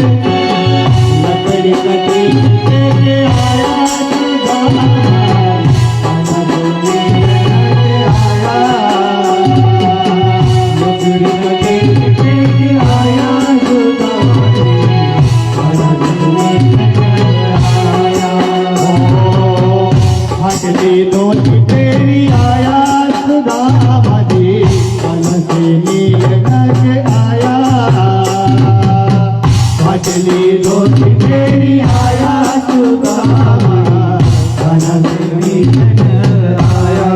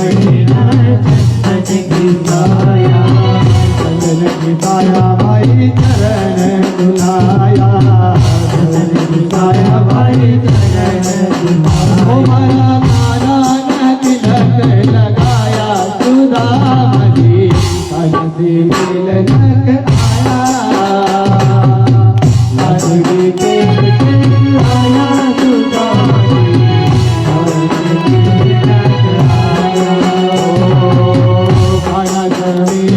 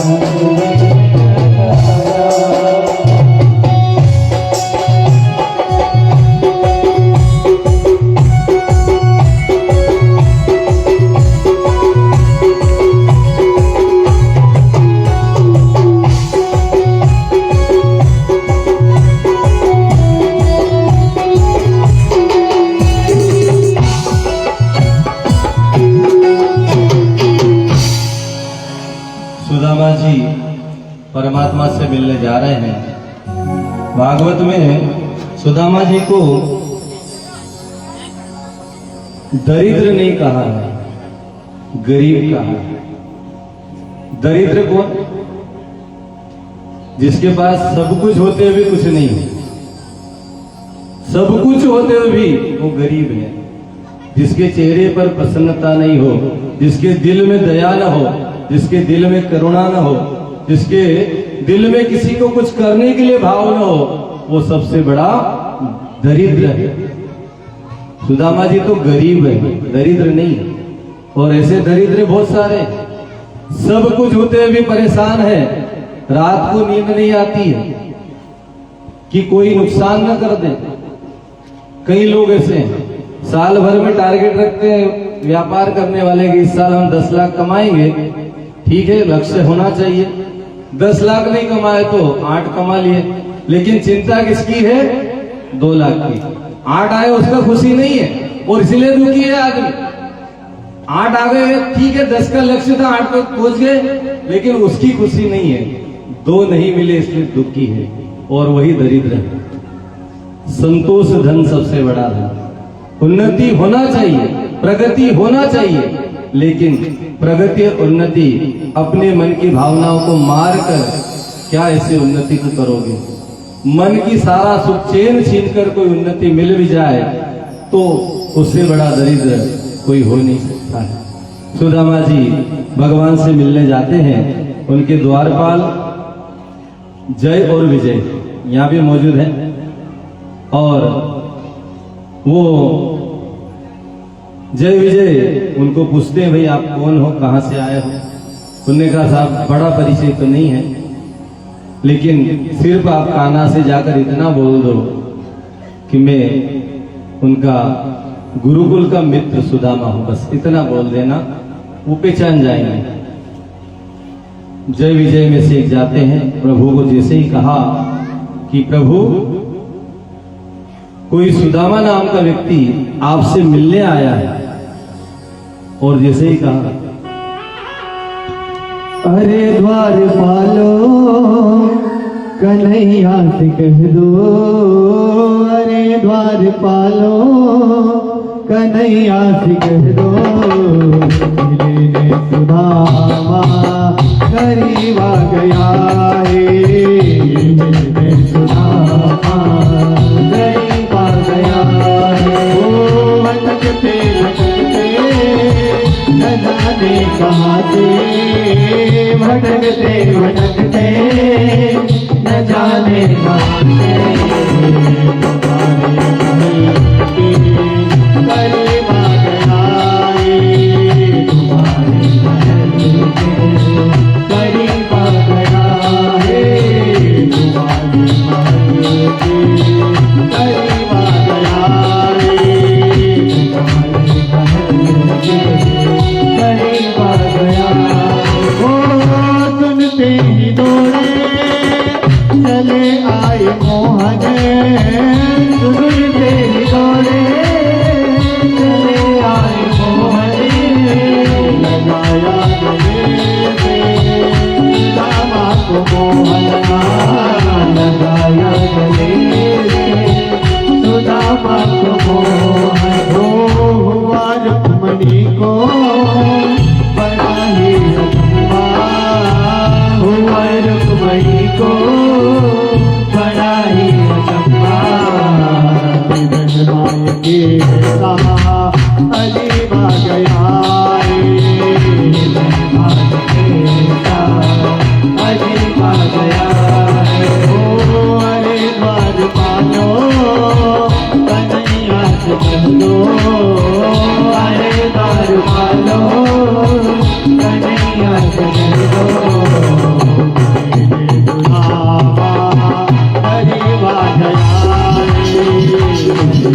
सुदामा करीब आ गया है, सुदामा करीब आ गया है। जय और विजय ने प्रभु को सुनाया। प्रभु एक विप्रदेव आए हैं, उनका कहना है कि वो आपके मित्र है, नाम है सुदामा, और उनकी अजीब स्थिति है, फटे हाल में है। जैसे ही प्रभु ने सुना कि सुदामा आया है, परमात्मा ऐसे दौड़े कि पूरे शरीर की सुध-बुध हो गई। कहानी जो वृतांत बहुत लंबा है, क्योंकि अब समय हमारा तो घड़ी बोल रही है, इसलिए अब उसको हमारा समय बहुत सारा चला गया। जो बातें देनी थी बतानी थी उतना हो नहीं पाया, फिर भी प्रयास जितना हो पाया। तो भगवान दौड़े चले आए और नंगे पैर दौड़ रहे हैं, उनके पीताम्बर गिर रहा है, तो उनकी अजीब स्थिति हो गई। सारे महल में हो हल्ला हो गया कि ऐसा कौन सा व्यक्ति आ गया जिसके लिए प्रभु इस प्रकार दौड़ रहे हैं, द्वारका के नाथ, त्रिलोक के नाथ दौड़ रहे हैं। तो भगवान ने जैसे ही देखा सुदामा को और उनको गले से लगा लिया और अपने साथ अंदर ले गए और अपनी पत्नियों को इशारा किया कि जाओ इनके पैर धुलाएंगे, अपने सिंहासन पर बिठाया। और जब तक वो जल लाते तब तक प्रभु ने अपने आंसुओं से सुदामा के चरण धुला दिए। परमात्मा कभी रोता नहीं है, लेकिन भक्त बस हो जाए तो परमात्मा की आंखों से आंसू आने लगते हैं। जब हमने इसको आज पढ़ा, मैं खुद 2 बार रोया हूं, पर चूंकि अब समय हमारा कम है, जो भाव इसमें थे उसको हम नहीं दे पाएंगे, क्योंकि हमें विराम की ओर ले जाना है। तो इतना भावपूर्ण परमात्मा जिसकी आंखों से आंसू बह रहे हैं, ऐसा भी भक्त जो कभी मांगता न हो, जिसका त्रिलोकी का मित्र हो, उससे सिर्फ इशारा करना बाकी है। क्या नहीं कर सकते परमात्मा। जब जरा सी बिना कहे मांग पर भी परमात्मा ढेर लगा सकते हैं, पर परमात्मा के करीब जाना तो पड़ेगा। हम चले जाएं, परमात्मा हमारे दुखों को दूर करेगा, हमारी समस्याओं को दूर करेगा।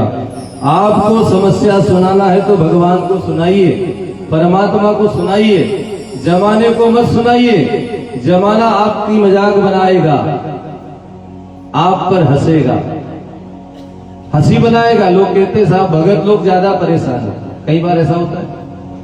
लोग कहते थे धर्म करे तो कर्म फूटे, अच्छा काम करो तो परेशानी आती है, परेशानियां झेलनी पड़ती, पर ऐसा नहीं है। पुण्य और प्रारब्ध दोनों साथ में चलते हैं। पुण्य यह है कि हम भगवान की भक्ति करने योग्य बन गए, प्रारब्ध जो पिछले वो हम भोग रहे हैं। और इसलिए सुदामा ने कहा कि मेरा प्रारब्ध है उसको मैं हंसी हंसी भोगूंगा, क्योंकि कोई हंस के भी छुटा लेता है और कोई रोकर भी। ज्ञानी काटे ज्ञान से और मूर्ख काटे रोए। यदि हम रो रहे हैं दुखों को देखकर तो कहीं ना कहीं हमारे अंदर मूर्खता है। परमात्मा के ज्ञान हम रोज लेते हैं और फिर भी दुखी हो जाते हैं। संसार तो ये सब नश्वर है, नासवान है, समस्या इसमें बहुत है।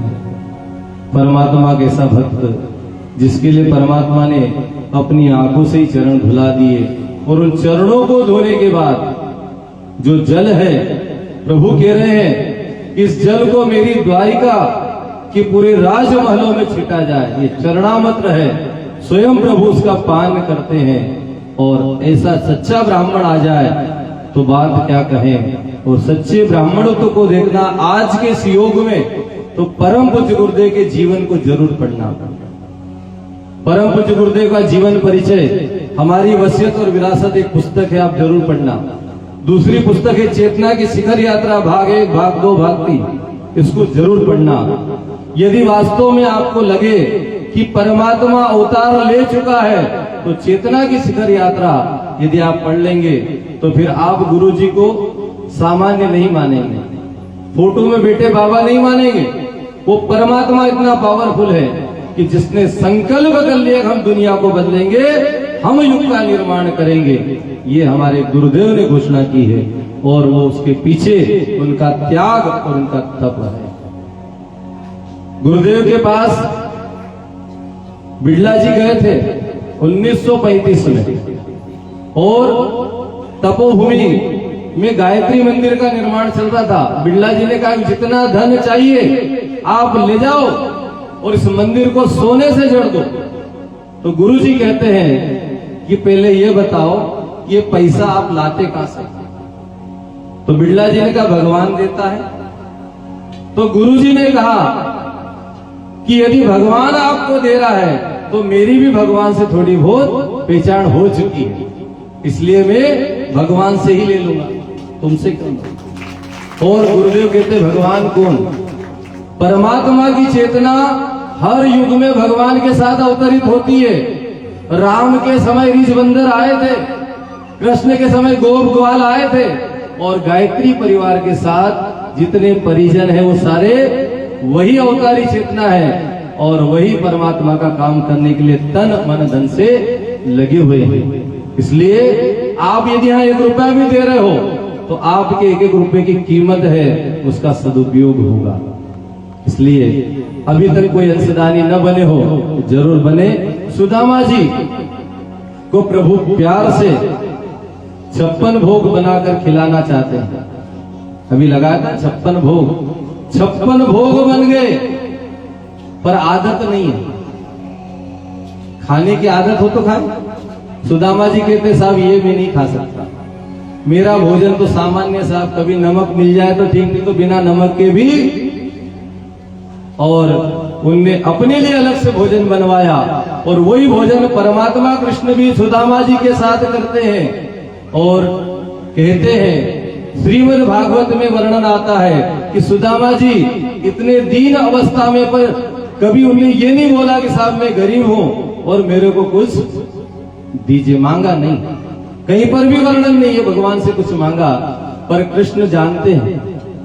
और कृष्ण ने पूछा कि आपने शादी कर ली, विवाह हो गया? बोले हो गया। तो बुलाया नहीं? कृष्ण भगवान कह रहे हैं सुदामा जी को। तो सुदामा जी ने भी जवाब दिया कि कन्हैया मैंने तो एक ही विवाह करा, तुमने 16,000 विवाह कर लिए, मेरे को भी तो नहीं बुलाया। तो मित्र अपनी मित्रता के हिसाब से बात कर रहे हैं। फिर उन्होंने कहा कि यदि आप घर से चले हो तो मेरी भाभी ने कुछ तो भेजा होगा, क्योंकि परमात्मा पहले लेता और फिर देता है। ये सिद्धांत भगवान का है, बिना दिए कुछ देता नहीं। और अभी हमारी मान मन्नत कैसी है, हम मान लेते कहते 5 नारियल चढ़ाएंगे, कब? जब ये काम हो जाएगा। जिस दिन मान लो उस दिन ही 5 चढ़ा दो कि प्रभु ये 5 चढ़ा रहे हो, अब काम कर देना। अभी विश्वास नहीं होगा कि नहीं होगा इसलिए नहीं चढ़ा रहे, पहले ही चढ़ा दो, काम हो जाएगा। विश्वास होना चाहिए।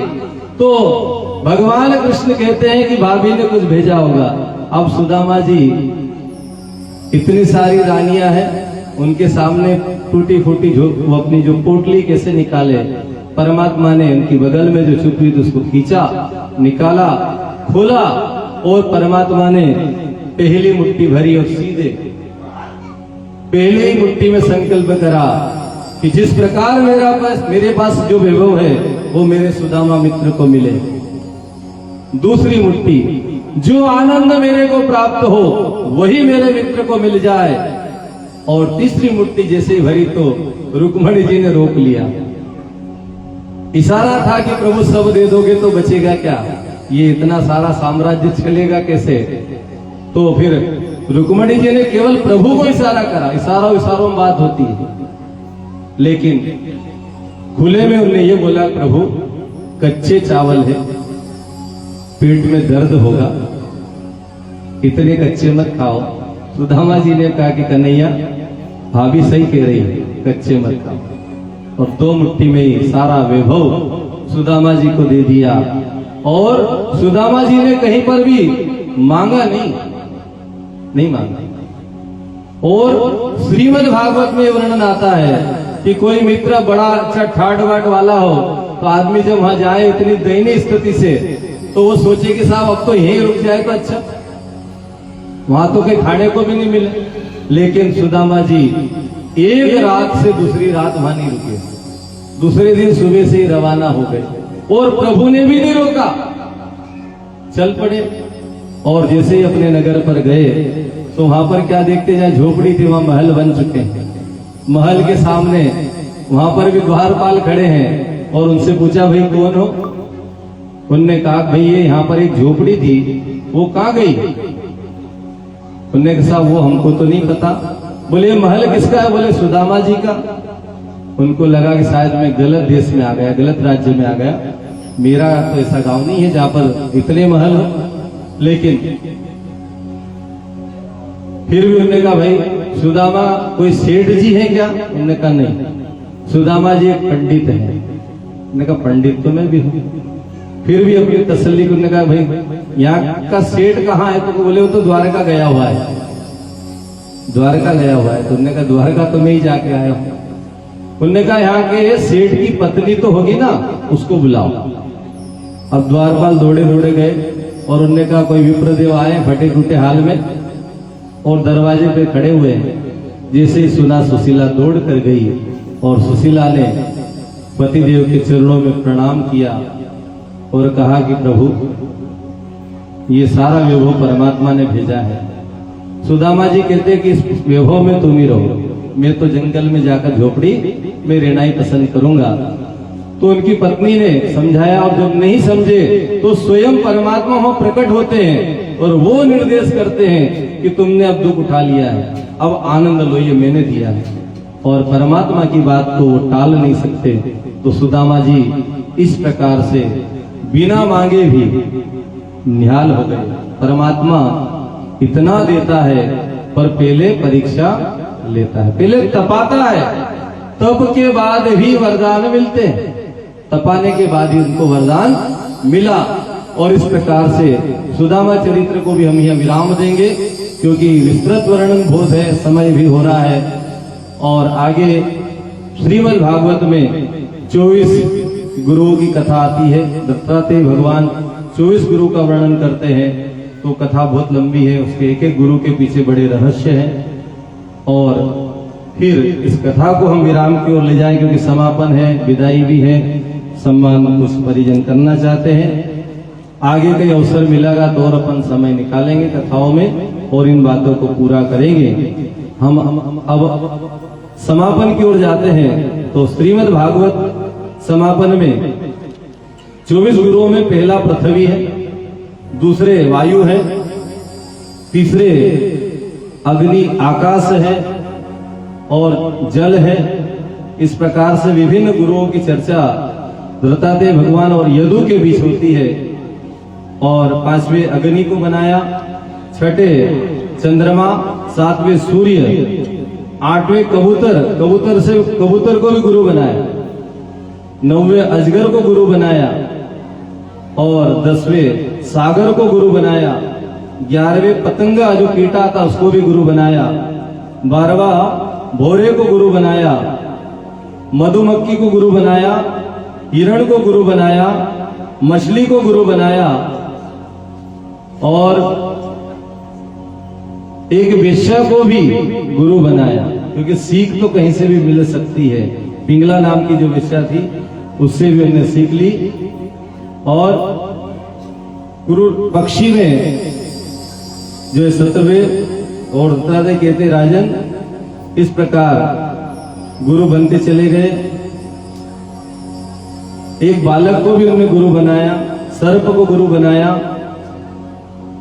एक महात्मा को गुरु बनाया, कुमारी कन्या को गुरु बनाया, भृंगी कीट को गुरु बनाया, हाथी को गुरु बनाया, लोहार को गुरु बनाया और अंतिम अपने शरीर को भी गुरु बनाया। 24 गुरु इस प्रकार से दत्तात्रेय भगवान के होते हैं और उनका चर्चा बड़ी विस्तृत है, एक एक पर बड़ा लंबा। इस प्रकार से श्रीमद् भागवत का आज विराम दिवस है। इस कथा में 18,000 श्लोक है, 335 अध्याय है, 12 स्कंद इसके हैं और 12 स्कंद में हम अंतिम स्कंद की ओर बढ़ते हैं। समापन में 7 दिन की कथा जैसे होती है तो सुखदेव मुनि खड़े होते हैं, राजा परीक्षित उनका पूजन करते हैं और राजा परीक्षित को ज्ञान की प्राप्ति हो जाती है और वो जीवन को श्रेष्ठ बना चुके होते हैं। आज उन्हें बड़ी प्रसन्नता है, उनको कोई भय नहीं कि अब तक्षक आएगा और डसेगा। उनने ध्यान लगाया और ध्यान लगाते ही तक्षक आया, उनके शरीर को डसा। आत्मा पहले ही निकल चुकी थी और डसते ही शरीर भी जलकर स्वाह हो गया। और इस प्रकार से ये 7 दिन की जो कथा है, आगे इसमें उनका जो पुत्र है जन्मेजय, उनने जो है सर्प भस्म यज्ञ करा और सारे सर्पों को मारने का संकल्प लिया। आस्तिक मुनि ने आके उनको समझाया और इसीलिए घर के आगे आस्तिक मुनि का मंत्र लिखा जाता है। जिन घरों में ज्यादा सर्प आते हैं वहां पर आस्तिक मुनि नमः लिख दें तो उससे वो सांप उस घर में प्रवेश नहीं करते हैं। तो ऐसी लंबी कथा है। इस प्रकार से संक्षिप्त विवरण करते हुए आइए हम सभी इस भागवत महापुराण के भाव के अंतिम श्लोक को बोलते हुए इसका समापन करने का विधान है। कथा का सार यही है, 7 दिन की सत्संग जो हुआ उसमें से हम 7 दिन में से कोई सा भी एक छोटा सा सूत्र जीवन में लें। हमारे जीवन में उपासना आए, साधना आए, आराधना आए और हम श्रेष्ठ कार्यों के लिए, जैसे अभी इन परिवारों ने श्रेष्ठ कार्यों के लिए सहयोग दिया, इतना बड़ा आयोजन हो गया, पता ही नहीं चला। नहीं तो कहाँ चंदा आएगा, कौन पैसे देगा, लेकिन सारी व्यवस्था हो गई। तो अपना समय दान और फिर अंश दान आप श्रेष्ठ कार्यों में लगाए। गायत्री परिवार के द्वारा, महिला मंडल के द्वारा आयोजन हुआ और साथ ही अब नवरात्रि आ रही, पंचकुंडी यज्ञ यहाँ नियमित चलेंगे 9 दिन तक। उसमें भी आप भागीदारी जरूर करें, उसमें आप जो सहयोग देना चाहें जरूर दें और शक्तिपीठ पर अपना समय जरूर दें। और कोई भी परिजन यहाँ आए तो कम से कम 24 बार गायत्री मंत्र आप बोले। आपके 24 घंटे की रक्षा का विधान हम 24 मंत्रों से हो जाएगा। दिन और रात में 24 घंटे होते हैं। गायत्री मंत्र में 24 अक्षर है, इसलिए आप 24 बार और 24 अवतार भी है, इसलिए गायत्री मंत्र आप 24 बार जरूर बोलना। आपके इष्ट मंत्र को भी जपना। गीता में भगवान कृष्ण कहते हैं कि कोई भी संध्या होती तो बिना गायत्री के नहीं होती, इसलिए हर व्यक्ति को गायत्री मंत्र बोलना चाहिए, जपना चाहिए। अंतिम श्लोक बोलकर आज की इस कथा का हम समापन करते हैं। सभी हमारे साथ साथ दोहराएंगे। बोलिए, नाम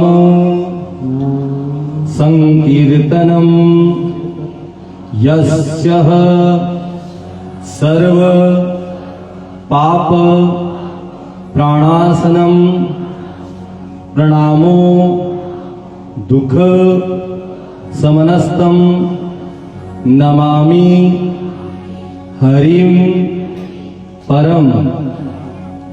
इसका अर्थ है कि जिनका नाम संकीर्तन सभी पापों का नाश करता है और जिनको किए गए प्रणाम सभी दुखों को शांत करते हैं, परमात्मा को, श्री हरि को हम प्रणाम करते हैं, बार बार वंदन करते हैं। ये कथा का अंतिम श्लोक है। और पहला श्लोक जो पहले स्कंद में आया था उसका पहला सूत्र था सत्यम परम धीमहि, और कथा का विराम कहाँ हो रहा है? परम पे जाकर, मतलब जो सत्य के मार्ग पर चलेगा, परम अर्थात उसका कल्याण जरूर होगा। ये कथा का सार है। आइए अब कुछ यहाँ पर हमारे भाई जो है सम्मान से संबंधित चीजें हैं, विदाई है। सम्मान किसका पहले बता दो। जो कुछ सम्मान होगा व्यक्ति का नहीं, ये व्यक्ति निमित्त है। सम्मान है हमारे गुरुजी का, गायत्री माता का, गायत्री परिवार का। ये ड्रेस हमारे गुरुजी की है। ये सम्मान जो मिल रहा है उस गुरु का सम्मान है। हम सम्मान योग्य नहीं है। यदि सम्मान मिल रहा है तो ये मान के चलना है सब गुरु जी का है। जो कुछ भी है उस गुरु का दिया हुआ है, और गुरु के निमित्त हम यहाँ पर बैठकर ज्ञान चर्चा कर पा रहे हैं। हमारी कोई हैसियत नहीं है, हम इतने कोई बड़े नहीं है। आपसे पहले निवेदन कर दें, और पहले दिन भी हमने शुरू यहीं से करा था कि हम गुरु जी नहीं है, हम सबके गुरु जी परम पूज्य गुरुदेव पंडित श्री राम शर्मा आचार्य जी है। इसलिए कथा होने के बाद जब भी आपके गांव में हम आए तो आपके लिए वही प्रकाश भाई रहेंगे। गुरुजी पंडित जी कुछ भी नहीं रहेंगे। ये जो कुछ है गुरुजी का है, हमारा कुछ भी नहीं है। और जो सम्मान है गुरुजी का है, और उसके बाद जो सम्मान मिल रहा है वो हमारे माता पिता का है। उनने हमको यहाँ तक आने के लिए, यहाँ तक बढ़ने के लिए प्रेरित किया। तीसरी क्लास में हमें रामायण दी गई थी, और तीसरी क्लास में हमने रामायण पढ़ना शुरू की थी। हमारे जो दादा थे उनने श्रीमद् भागवत हमको बचपन में सुनाई थी। उनको पूरी मौखिक याद थी।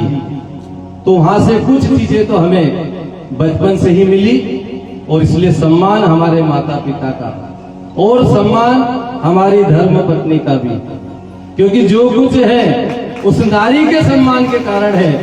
जो कुछ मिला सहयोग उनका है। हम तो दौड़ते रहते हैं, अक्सर आपने हमको ही देखा, पर वो सारा मंदिर संभालते हैं, सारी व्यवस्थाएं वहां की देखते हैं, कितने कष्ट उठाती है। कई बार ऐसी विषम परिस्थितियां खड़ी हो जाती है, महीने की समस्या आती है, और उनको दिन दिन भर भूखा रहना पड़ता है। हमारे कारण गुरुजी के काम के लिए हम निकल पड़ते हैं। तो इसलिए सम्मान उस नारी का भी, योग संयोग से वो आज हमारे साथ यहाँ पर पधारे हैं। तो निवेदन हमारे अब यहाँ की व्यवस्था से जो भी आपका क्रम निपटाए, उसके बाद आरती करेंगे। तो आरती के बाद कोई रुकेगा नहीं, तो पहले क्रम निपटाएं। सुनील भैया।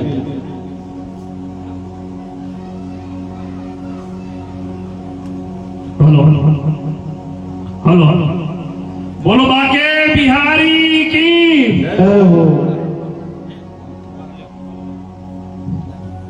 तर्पण के साथ में, श्राद्ध पक्ष में तर्पण के साथ में ही भागवत कथा का हम सब ने श्रवण किया, रसपान किया, आनंद लिया। आदरणीय भाई साहब प्रकाश जी, जिन्होंने पूरे 7 दिन तक अपना अमूल्य समय हमारे नगर को, हमारे डेहरी को दिया।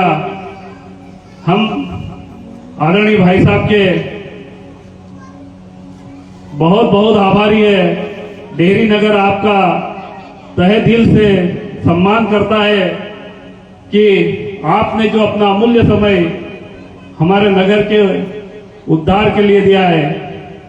मैं तर्पण समिति के सभी सदस्यों से निवेदन करूंगा कि आप मंच के भाई और आ जाए। वैसे भाई साहब ने पहले ही बोल दिया कि कोई सम्मान नहीं, कोई नहीं, लेकिन हमारा एक कर्तव्य बनता है। आपने इतना समय दिया, इतनी ज्ञानवर्धक बातें की बरसात की है, तो हमारा भी एक कर्तव्य बनता है कि हम एक छोटा सा सम्मान करें और इस सम्मान को आप स्वीकार करें। भाई साहब मूल रूप से इटली के निवासी है और हमारे ही बीच के निमाड़ के लिए एक गौरव है, जो इतनी अच्छी कथा का वाचन करते हैं। श्रीमद् भागवत कथा जिसका वाचन करना एक व्यासपीठ से बहुत बड़ी बात है, लेकिन आज हमारे क्षेत्र के होते हुए, निमाड़ के क्षेत्र के होते हुए भी बहुत अच्छी और बहुत ज्ञानवर्धक कथा का वाचन